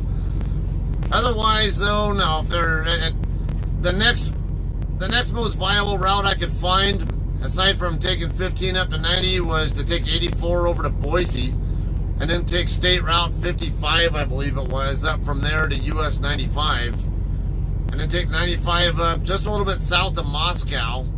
I can't remember that town there, where 95 and some other highway split off. 195, whatever the hell it is. 195 goes up through Moscow and up to like Post Falls or Coeur d'Alene and all that. And then 95 goes more directly up into Spokane. That would have been the other viable route, but that's another 100 miles longer going that way than the way I'm going now. And as I said, unless they're going to route me that way, I'm not going that way. So, I was actually considering going that way. I have a friend there from Jiu-Jitsu who lives in Moscow. Would have been kind of cool to meet up with him up there, because I'm never over there. And so it would have been kind of neat to go up that way. And I've never been up that way either. All the times I've been in Idaho, I've never in my life been up Highway 55 or that part of 95 up north of there. And it'd be cool to check that out. It looks pretty curvy on the map, but it doesn't look too curvy for a truck. It just wavy. So lots of curves. Definitely probably lower speed area. So you're very familiar with that area, okay? Is it a lot of lower, semi-lower speed curves going through there? Because based on what I see on the map, I'm guessing there's like a lot of like 45, 50-ish kind of mile-an-hour curves through a pretty good chunk of that route. And that would definitely slow me down a pretty good amount in a truck. Won't slow me down at all in my car, but unfortunately I'm not in my car for that. I'd probably have a hell of a time, a blast going through there in my car. It is what it is. So yeah, the most practical and truck-friendly way I could think of, aside from adding a lot of extra miles, which would have been going all the way over to 82 and going up through Umatilla, and then the Tri-Cities area of Washington, Kemmerer, Pasco, and Richland. Up from there, and then up 395 from there, back up to the northeast from there up to Spokane. It's just too many more miles. And if I'm going to have to pay for those miles out of my own pocket and fuel, I'd screw that. I'm not going that way. Follows the river, probably a slow route. 7% grade climbing from Lewiston to Moscow. Okay. I can do 7%. It'll burn some fuel, but 7% is not much. It's not any different than going up Vail Pass or something. Because over by the Eisenhower Tunnel in Colorado, it's about a 7% uphill, downhill, depending on which way you're going and what side of the tunnel you're on. This route this morning, I was talking about sometimes when I take that route over to US 30 from Logan, Utah area. Highway 89, State Route 89. It's Utah State Highway 89. 'Cause you go about just a few miles, 10 miles or so, not even that, north from Hiram, Utah, where we pick up JBS loads to get up into Logan, and then you can head off to the east from there over toward US 30, which is the highway I was on this morning. On that particular route, there is an area there with 7%, I think 7 or 8% downhill grade, and you got like 40 and 20 mile an hour curves, if I remember right. And there's also a runaway truck ramp on the westbound side of that. Yeah, that's another way I remember I'd sometimes go when I was with CR England, and I'd have a load going over to the Schreiber facility, the Schreiber cheese facility. CR England does a lot of Schreiber loads. In fact, they even have a Schreiber dedicated fleet. I was OTR though at that particular time. But alright, anyway, I'm gonna go in. I'm gonna end the stream, do my 30, head across the street, grab me a bite to eat, and I'll be back on within the next 30 minutes. And so it's right at 9 a.m. So no later than maybe about 9:30ish. I'll be back online with a new stream going from here to Missoula. Alright guys, thanks for hanging out, and hopefully see all you guys again in about 30 minutes. Peace.